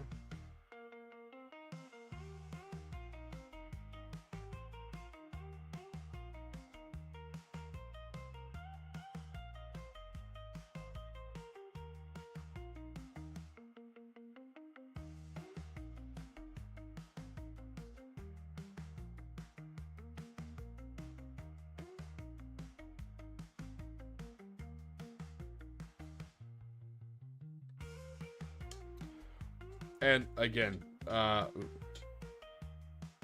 nice. Yeah, that's some wacky rules. I think we've talked about this on another previous stream. It's almost like 75 episodes in, we're almost, you know, running out of things to talk about, covering old ground.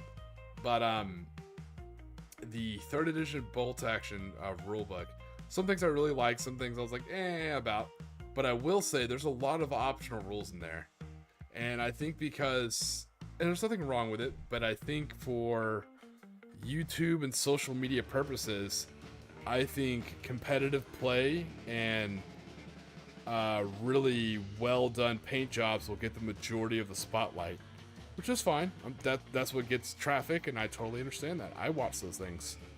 I think the casual play element sometimes goes overlooked, which is understandable, of course. But I don't often see a lot of videos. There are some out there, I'm sure. You know, but I'm saying I don't often see them across my own feed of a lot of the optional rules for 3rd edition being used.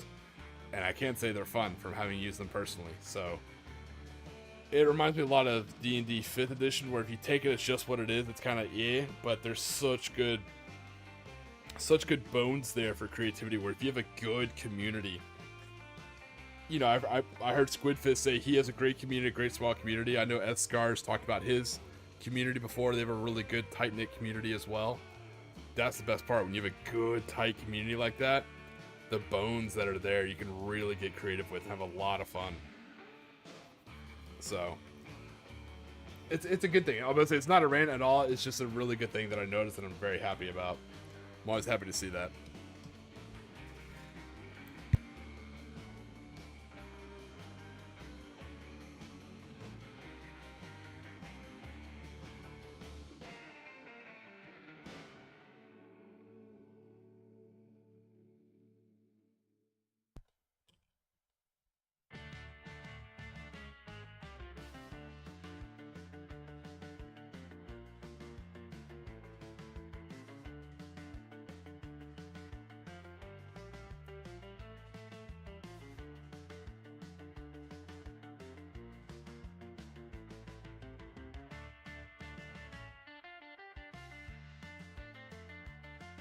Five people, not bad, not bad. I can't even say I play regularly. My schedule is so absolute crazy. I play when I can. Actually, I have some buddies playing at my local store this morning.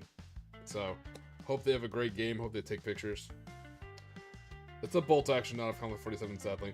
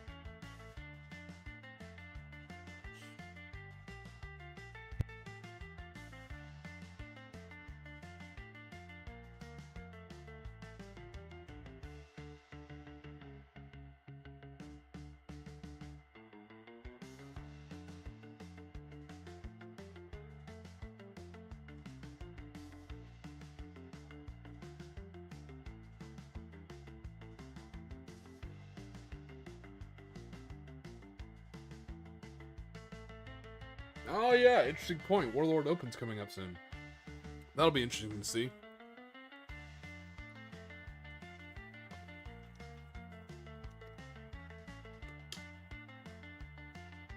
I'm curious to see who all's gonna be there. Hope Woodimp is. I like Woodimp. That guy cracks me up. Woodimp's a good chap.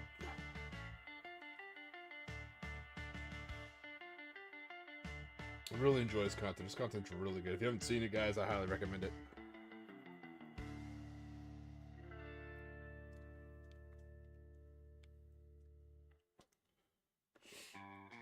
Even though he's another of our Fallens on who used to play IJA, you know, in 2nd edition, and then changed. That's what cracked me up about Morning's post. Like, I've always played the IJA. I was like, oh, you son of a bitch. Like, you abandoned us in our time of need.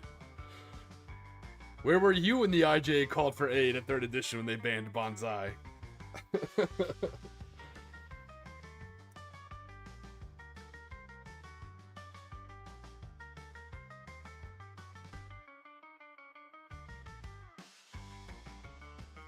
Hey, that's awesome you have goals, man.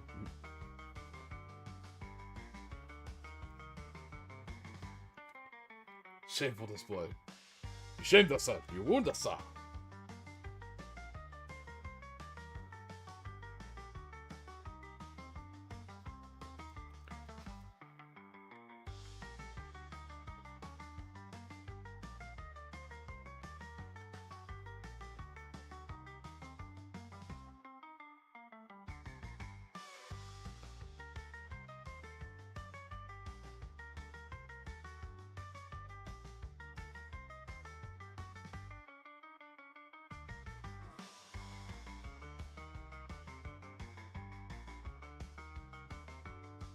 I figured to give it a nice wooden handle.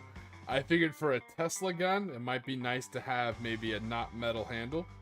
Just a thought. I don't know much, but it seemed like it was a decent idea.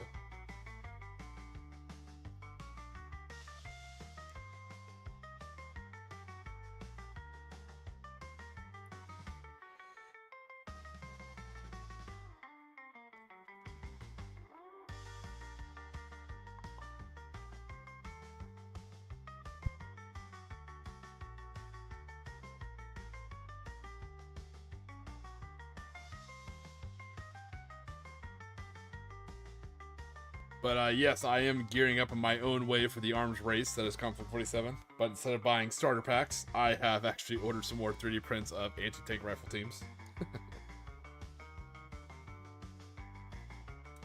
And some more 20mm AA guns. Like the ones that Edsgar recently built and painted. I think he set his up pretty... he has a pretty cool thing set up where I think, correct me if I'm wrong, Edsgar, I think he set them up modular where they can either be taken, you know, on the ground, you know, with their wheels on, or you can take the wheels off and fit them in the back of the trucks. Timu trucks. It's pretty cool.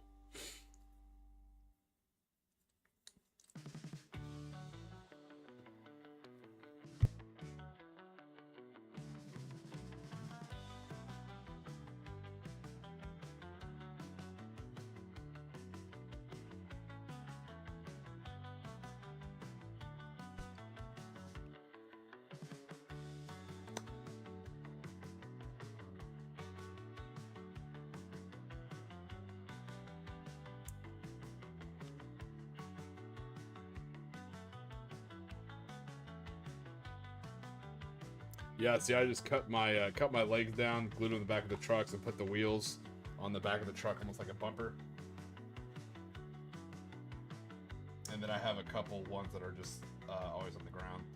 But on those ones, I'm going to probably just cut off a toothpick, paint it silver, and just tape it next to the barrel, or paint it black, tape it next to the barrel, so I can have a nice double-barreled one. I think you'll have fun with them, Edsgar, depending on your playstyle. In my experience, only my experience, they're fast-moving glass cannons. I think their biggest weakness is probably machine gun teams. Machine gun teams seem to do some damage to them, but other than that, they're scary.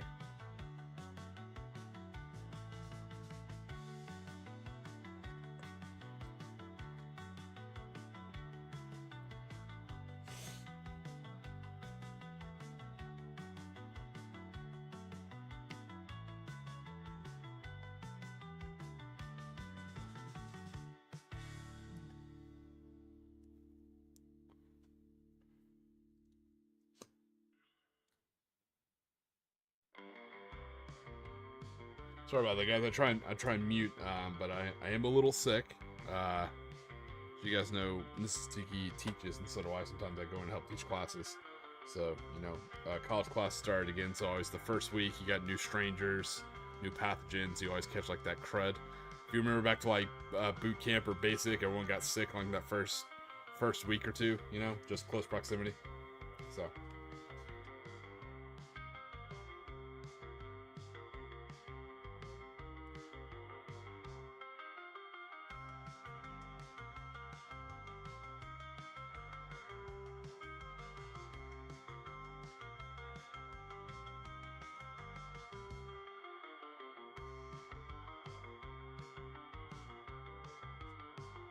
which has put a halt in some of my recording, because I sound a bit nasally. I'll never apologize for British humor. Love it.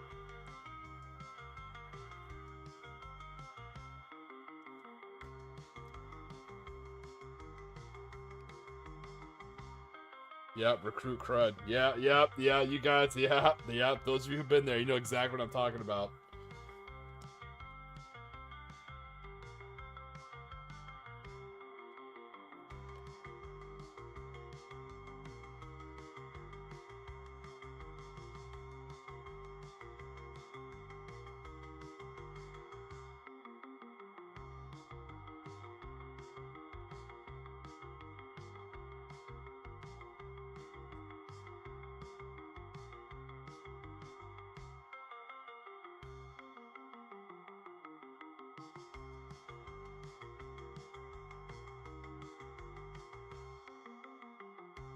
Yeah, very, very plain Jane. I paint to my talent level, which is not very high, but you know, he is painted. What I like is I have one for more of like a Army Air Force style, Captain America this style, blue helmet and everything like that, with the, you know, Army Air Force roundel style emblem there. And then this one can be used almost more for, you know, Army or Marines or something like that. You know, it's kind of cool. Two different. Oh, let me put it back a little bit. Two different styles.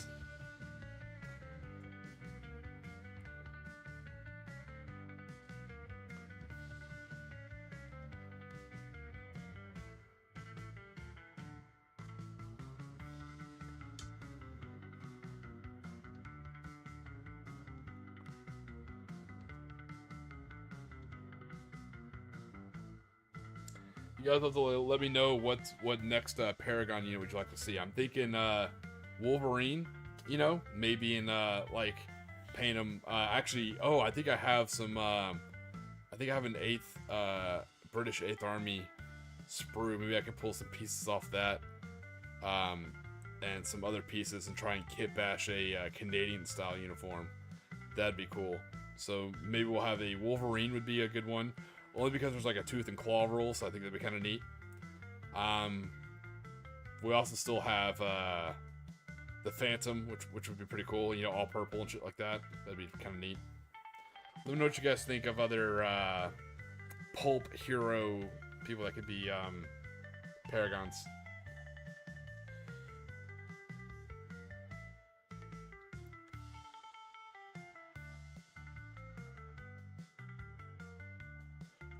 It's funny you say that, Nerd Herd. One of my favorite pieces of I don't think it's an official comic art. I think it was like fan. I think it was fan drawn.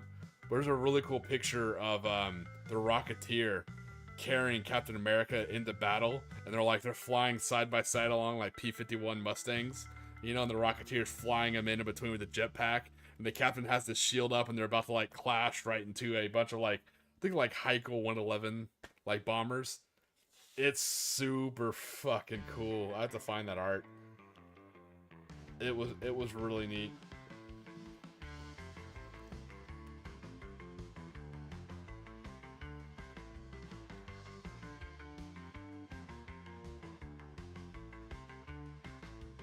Don't quote me on the bomber type. I know a little bit about German aviation, not a whole bunch.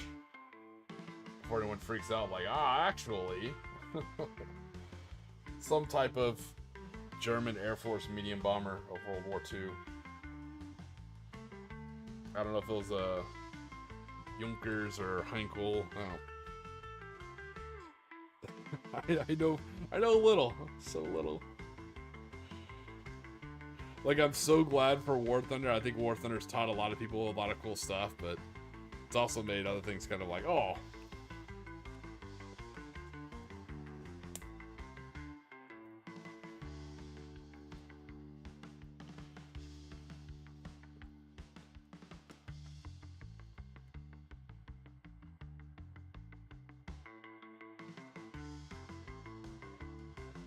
And also, don't forget all the security leaks from War Thunder. Good God.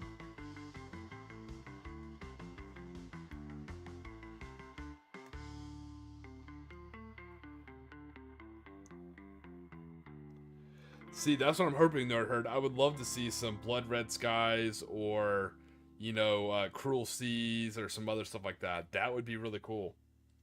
I mean, if they own the IP, why not? But again, I'm not a business guy, so I'm not sure. Better than any guess I had.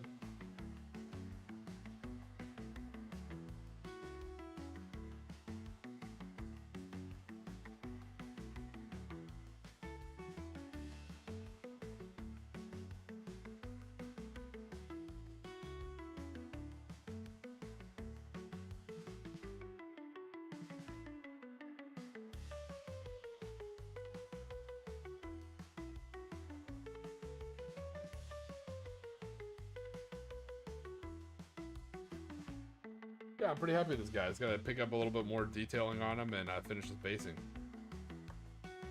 Pretty happy.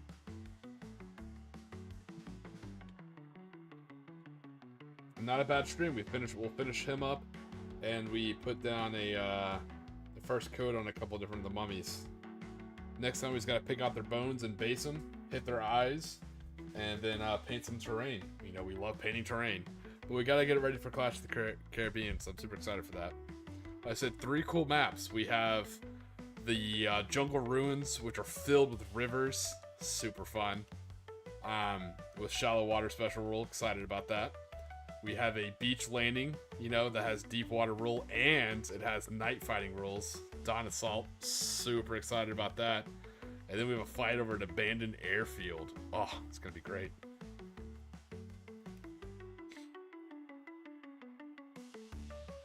All right, Commander. Hey, thanks for joining in from all the way on the far side of the world, Commander. Take care, brother. Have a great weekend, truly. Thanks for joining in for a while, man. It's good to chat with you.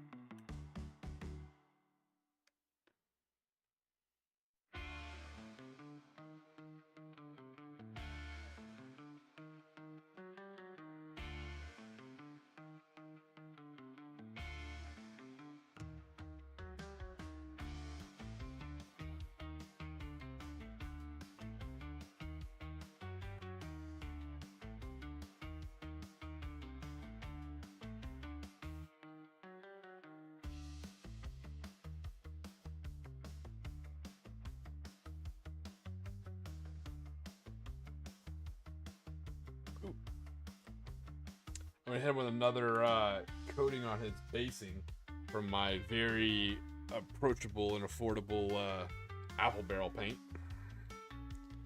And then I think I still have a white gunpla marker somewhere. And I will use that to put his rank on, I believe.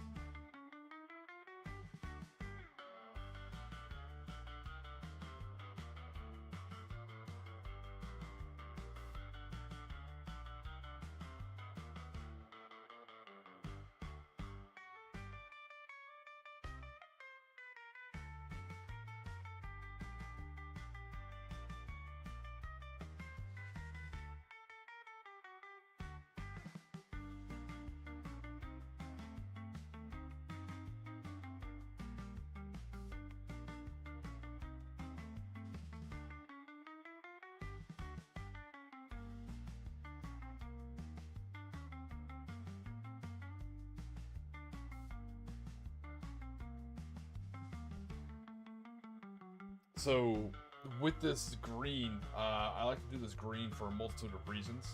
The primary reason why I do it like this is absolutely laziness. It is not expensive to do, very approachable, very fast, and easy to replicate across 100 models. I think I probably have about maybe 120 Imperial Japanese Riflemen now. So it's nice to have something that I can easily replicate that's not too crazy. I'm learning that the hard way with my works. I have kind of a cool base, but it's kind of more time intensive. But I really like this, and as you can tell, when it's after you do the 3 coats and you put some grass tufts down, this type of green can work on a lot of different types of tabletops. It works pretty well. It doesn't look too cheesy. It's not very well done, of course. It looks very Hollywood-esque, not very realistic, you know. But one of the other reasons why I like it, and I think this is more of I just convinced myself of this to justify my laziness, to be transparent. But it reminds me of the old school like Goblin Green style bases. And it takes me back to like younger years of just perusing through army profiles and pictures of battle reports on Daka. You know, classic Warhammer 40k and all the Goblin Green bases. I loved it, and I love that look. So my Warhammer 40k models, I still got the idea from Shitharder Sean, trying to rim my models in black because I like the way that looks. But for these, particularly anything that's going to be in the jungle, I like this green basing style.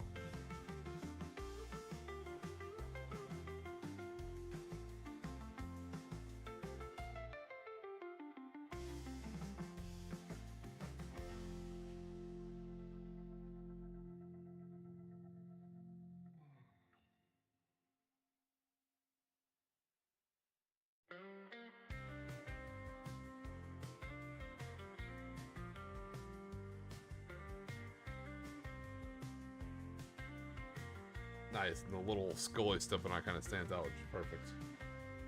Alright, well that's drying. Let me see if I can find my gunpla marker.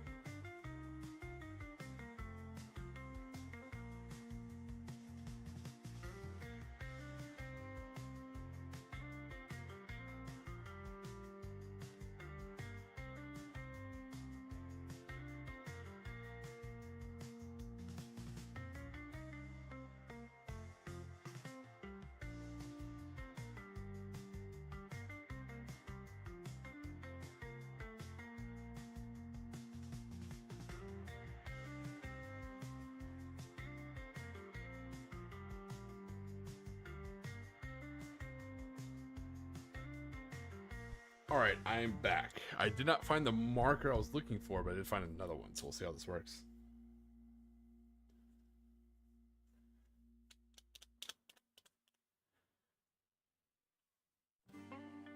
Oh, I can see that, Squidfist. You kind of want like a uniformity to it. I get it. Yeah, you gotta like test around until you find your style.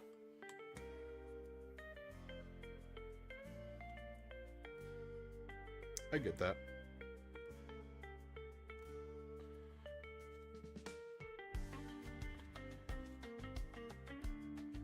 What I've learned when it comes to modeling these models, man, just you got to do what finds you joy. You know, what may make sense to one person may not make sense for you. Whatever finds you joy, man.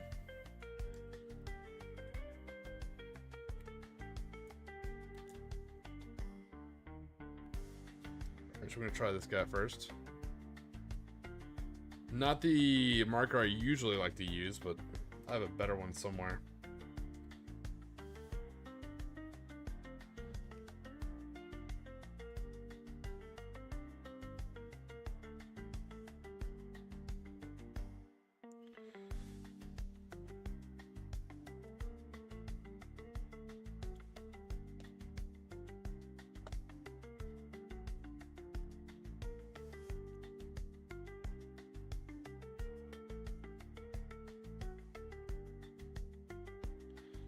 Alright, so it's a bit of a fatter tip than I like. Phrasing, right? Let's see.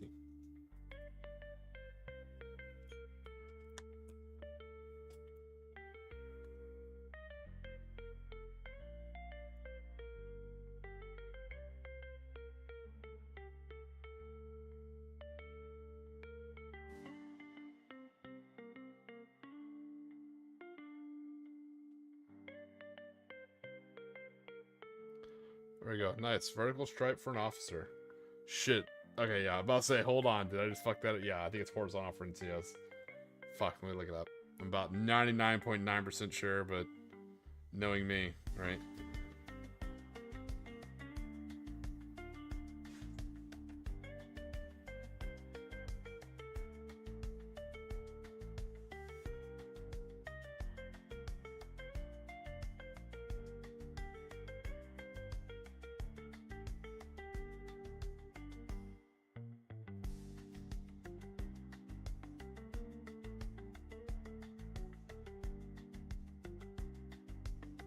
Alright, yeah. Okay, cool. Perfect. Nice. Feel better. Alright, there we go. Jesus. That would have been awkward.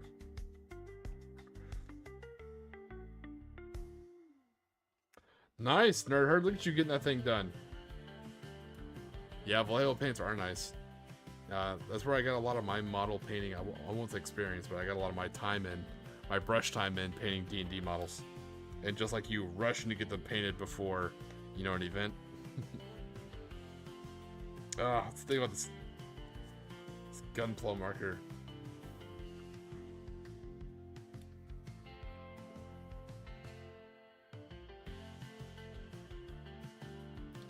So that's another quick and easy tip. Not this gunpla marker. I'd find one with a very fine tip. It's a lot easier to do. They make them. Or they make like little white markers with very small tips to them.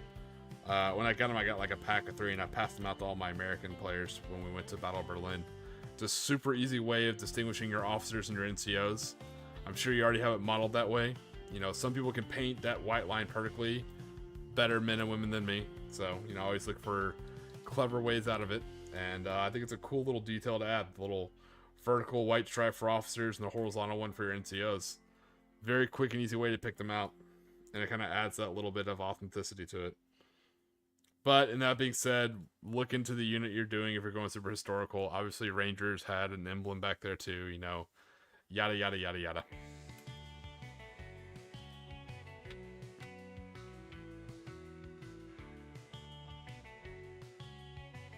Still not sure what I'm going to do for my MPs, because I definitely don't have the patience to write MP on their helmet, so... Jesus, we'll see.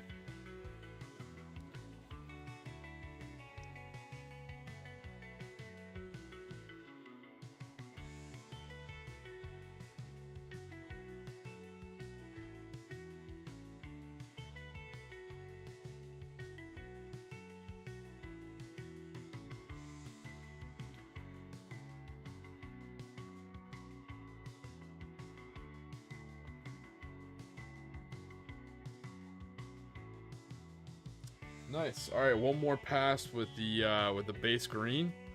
By the way, for those of you who are curious, I always show this stuff off in case you want to replicate it. I use Apple Barrel Matte Christmas Green. Comes in a huge old bottle, or like a handful of US dollary dues, and it'll last you a good amount. And it takes about 3 coats for it to get to that color and be nice and matte.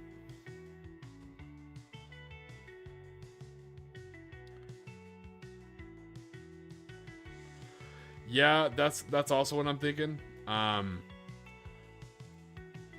thinking I'm either I might be able to. I may have to enlist the help of Mrs. Tiki, who's always awesome with these things, you know. So I may have her like scratch the little MPs on there, and just give them black armbands. And it's one of the things where I'm actually kind of envious of. I don't know if I don't have access to the British book, the armies of Great Britain for Bolt Action version 3, so I'm not sure if they have rules for military police that the same thing that the Americans and the Germans have. Maybe they do, but at least theirs were easier to note on their uniforms. You know, I think they had stylistic red Red caps, we call them combo covers, but like those red caps that made them a lot easier to spot. But we'll see.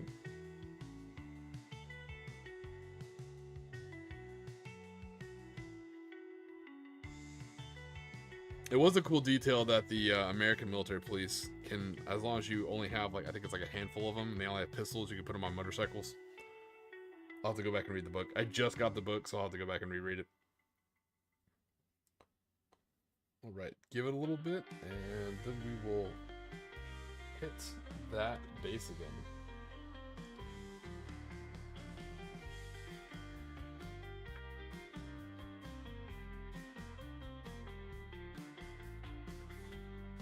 I'm not Squidfist. The more I look at it, the more I love this rhino. That's awesome, man.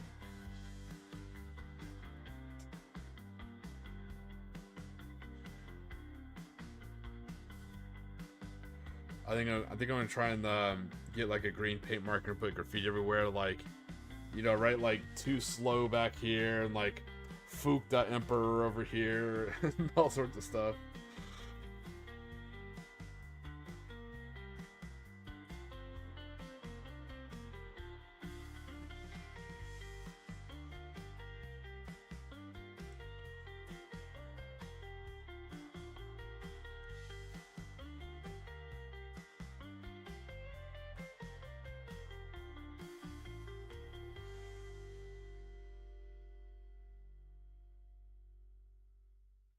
Thanks, brother.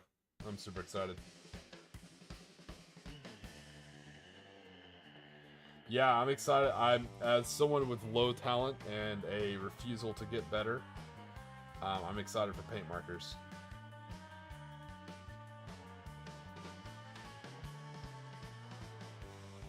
As you guys can tell, because I also build Gunpla, I use Gunpla markers. I was sitting there, I'm like, why do I use these for Gundams but not use them for my miniatures? You know, so I'm not the only guy or girl who uses Gunpla markers for miniatures, I guarantee it. But I don't see it very often. I'm like, why the hell am I not just doing this a hell of a lot easier? I see people like dip a toothpick in paint and try and paint with a toothpick, which isn't a bad idea, but I'm like, Gunpla marker.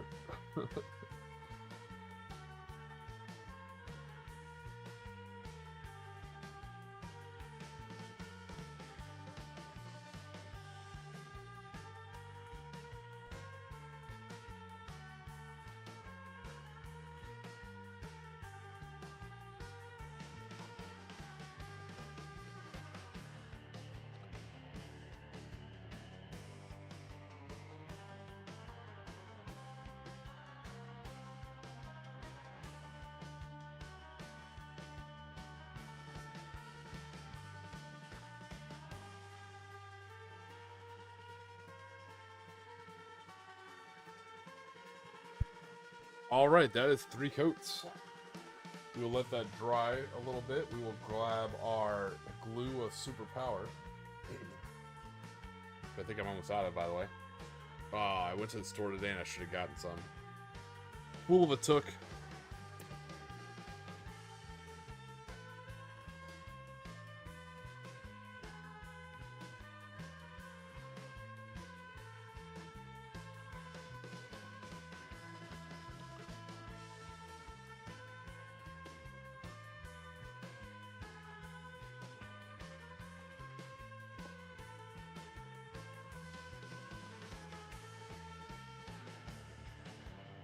Once that dries, we'll put some little beads of glue down. We'll put some grass tufts.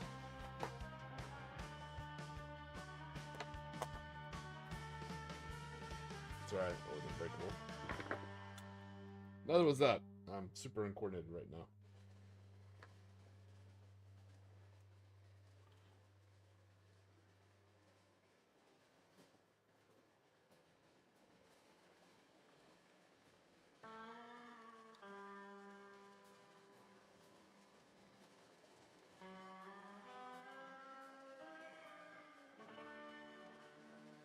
It'll be nice to have another finished model. Then what I gotta do is finish up the mummies tomorrow, and that'll be that Val down. We already did the Siberian Terrors, and we already did, yeah, I think I'll say Siberian Terrors, these two, and the mummies. I'll have to go back and double check.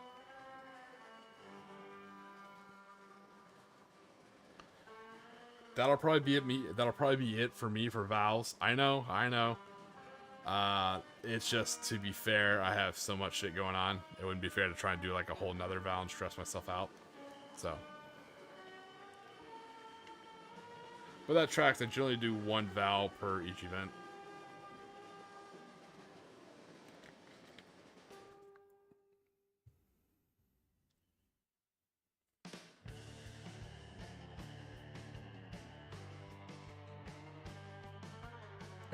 Rebel, grumble.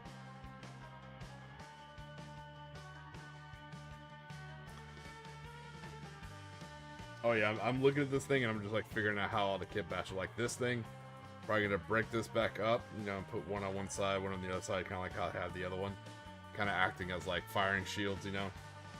Definitely wouldn't work there with a big shooter. Spikes in the front.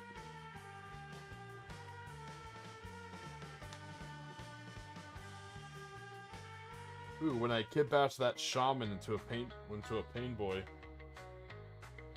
So when I kit bash this guy into a pain boy, and he has a huge staff right here with like an animal skull head.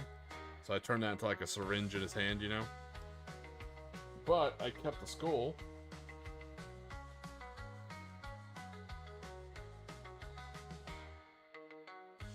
Kept the skull. We may have to put a they put the skull on top of here. Somewhere else may put different types of skulls. Oh yeah, we're gonna have fun with this, man.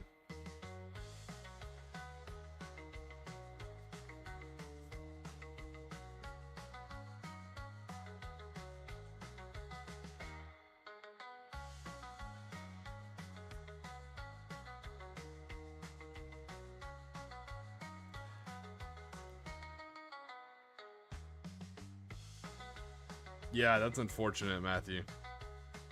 I have a can of it, but I only use it for boat holes, because it's got a really good like wooden kind of finish to it. So I try not to use it too often, because it's the same thing I was worried about. I know GW's is expensive, but man, especially the Chaos Black, man, does it go on flat.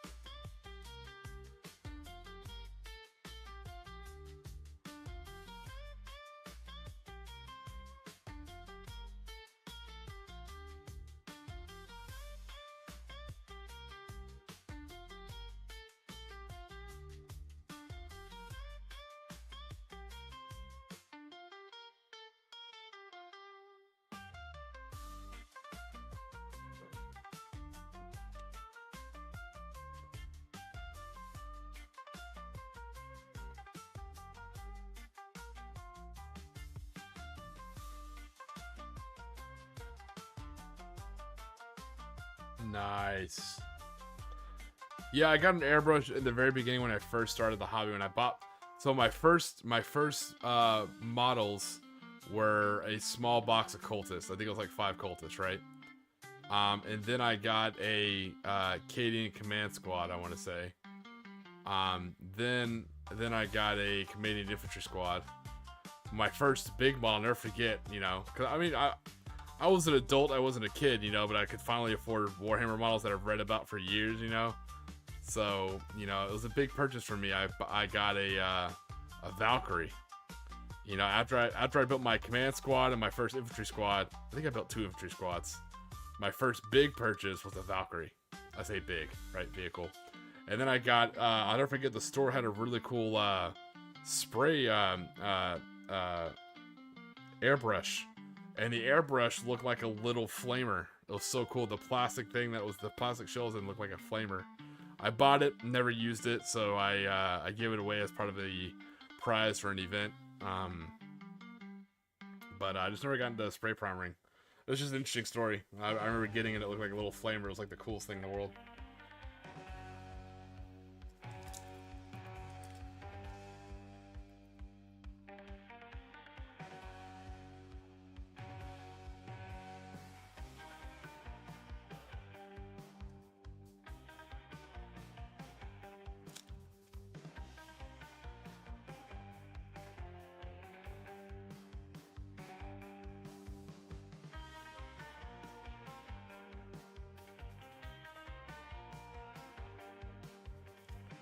Yeah, because they told me, like, yeah, if you're going to be doing vehicles, like, if you're going to do Imperial Guard, you're going to have vehicles, you're going to need a spray primer. And then I found out about, like, spray cans, like, spray primer. I'm like, oh, this is, like, a million times easier. Not as economical, but a million times easier.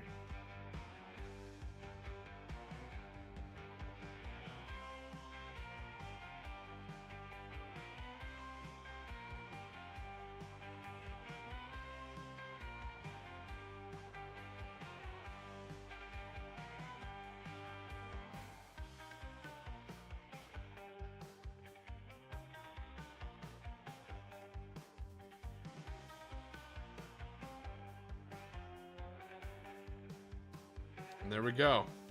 Let me turn up the brightness a little bit.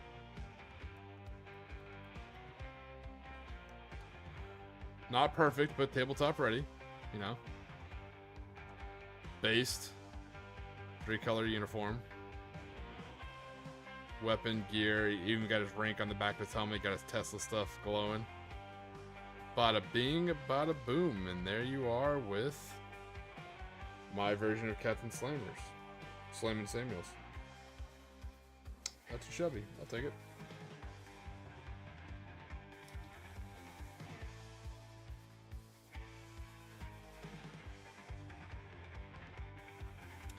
I painted my first vehicle. So, funny enough, the Valkyrie wasn't even my first vehicle to paint. The first vehicle I did was a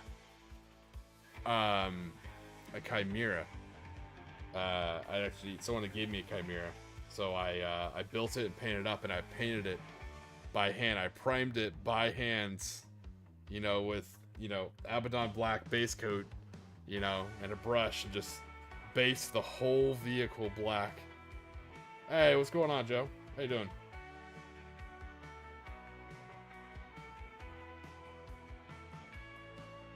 Unfortunately, Joe, we're just about to log off. We only have a few minutes here.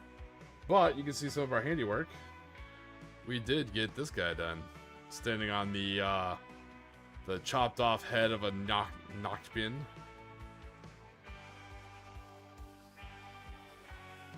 Very nice.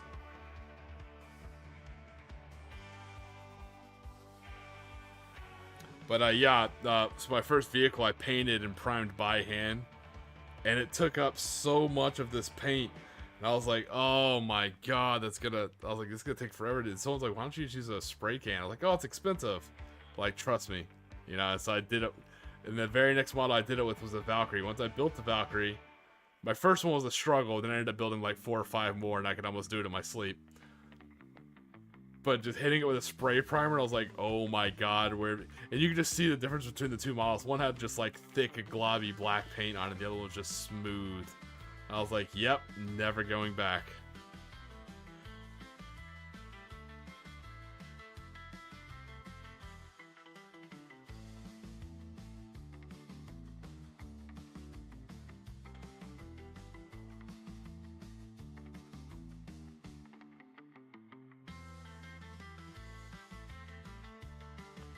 Yeah, and that's one thing I will say. Yeah, when it comes time to spray primer, like I said, make sure you got enough models to make it worth it, you know. So, and like I said, as much as I love Chaos Black spray primer, which I do, you know, and I use it a lot. As you can tell, Zendari Dust. Zendari Dust has been one of my go-tos, only because I know how my paints are gonna react layered on top of that, you know. So, and also I can't read it from here, but wherever the red one is, that's what I base my work vehicles. Not this one. I didn't paint this. Gift from Squid Fist, which I highly appreciate. I love the camo on there. I'm going to keep it. But, for my orc vehicles, I spray primer them in red, which is awesome. Then I go back in and paint my orcs with Xandri dust by brush, and then I go back and paint them.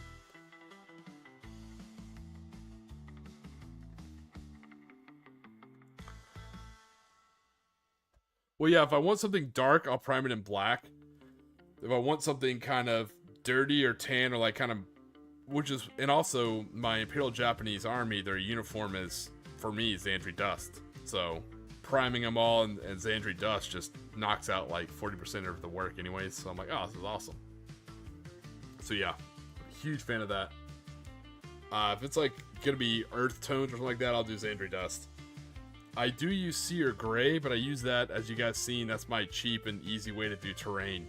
You get like stone walls, like masonry walls, and you hit it with a spray primer, Seer Gray, and then you go back and hit it with a couple shades of Agrax Earthshade, and boom, you have instantly painted garden walls and stuff like that, or stone fences. It's absolutely amazing.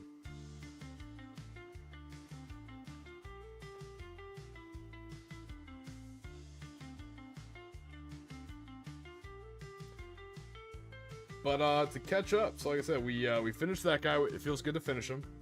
We've had him finished for a while, and what we did is we actually put the first paint.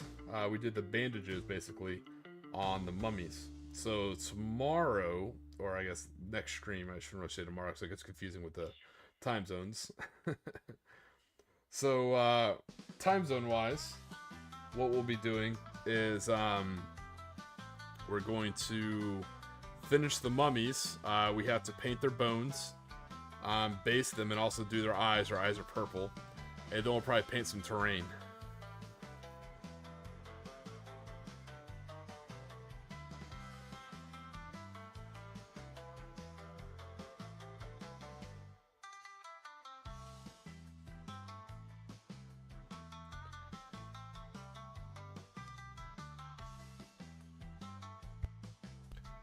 The terrain, like I said, it should be one of the last pieces I think I need to get done. The only other thing I gotta do after that, and that'll be kind of exciting, I'll probably do on one of the streams, I have the, it's not paper, I guess it's like MDF. It's MDF terrain, but I'll build a Japanese landing craft and we'll get that painted as well. That'll be pretty cool. So we'll build that. It'll be another piece of terrain for the beach landing.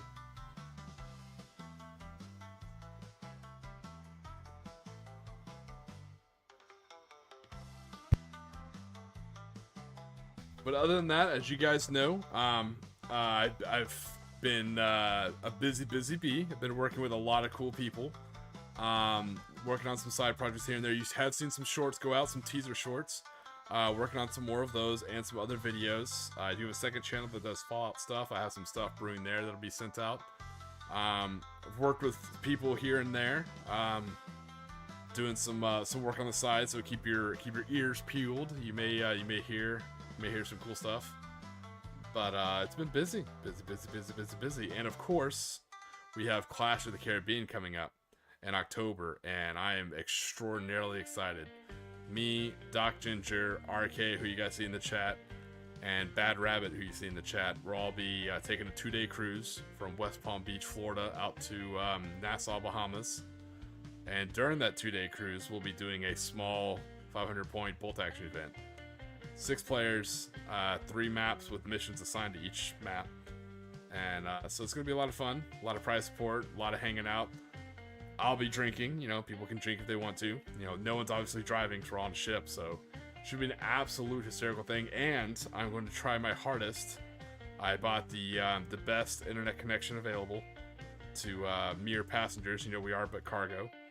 So I'm going to try my best. If I can't stream the event, I'm going to try and upload 1-minute shorts, of each round, like running around, kind of recapping everything that's happening. So I'll try to keep you guys abreast of the whole situation going on. But that's where I've been.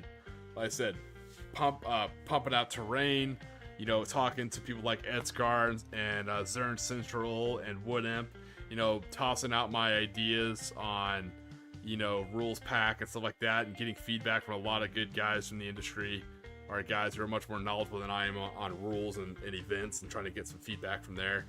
So I've been kind of running all over the place, skirting about, doing stuff here and there. Super excited. Everything's getting better. The more repetition, the more we do things, the better we get. So I'm pretty excited there. As you guys can hear, I was a little bit sick tonight. I'm slowly getting over that. So hopefully I don't sound as nasally tomorrow. Hopefully I sound a little bit better.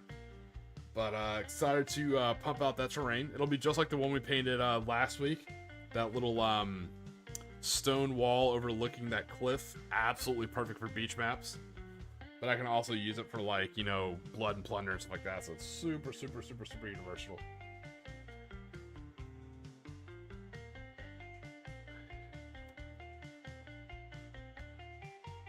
That was also, thanks Squidfist. And the other cool part about the stream is Squidfist was nice enough to send me all sorts of badass minis and bits. So he showed off all the absolute awesome stuff he showed us, or he gave me, including some awesome old school Talaran Desert Raiders, which I'm super excited to use. Probably gonna build them as a the Astra Militarum veteran kill team, you know, and probably paint them up as diggers for Morka Gorka. So that's really cool.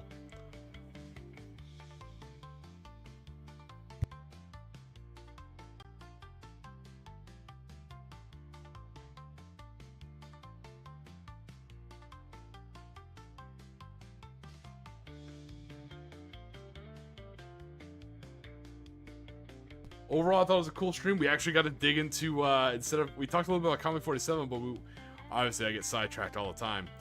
No weird personal war stories, but even cooler, we got to dive into real world history. And there's even someone who didn't actually know about Unit 731, the I-400 submarine, the biological warfare, the targeted assassination of Yamamoto, all that, how the cracking of the code, how all that tied together, the third wave of Pearl Harbor and the fuel dumps. We talked about all sorts of cool stuff here. And then we talked about possible theaters for Konflikt 47, talking about what could go on in South America, who could make a play here and there, what would happen, alternate history. It was an absolute blast to stream. I had fun. I hope you guys have fun. For those of you guys who are headed off to sleep, I hope you get the true sleep you deserve. You know, if you're ever going to wake up and you can't go back to sleep, I hope it's when the stream's going on. That way you know you got a place you can come, hang out, work on some models, chit and chat, and do all that kind of fun stuff. If you guys are headed off to work like I'm about to be, man, I hope it's a great day at work. I hope when you get there, not only is it not old coffee from the day before, but it's a brand new, fresh, clean coffee pot. No coffee filters from the day before that you got to dump out first. I'm talking like absolute pristine coffee. No burnt coffee, no pot or anything. A perfect coffee machine when you get there.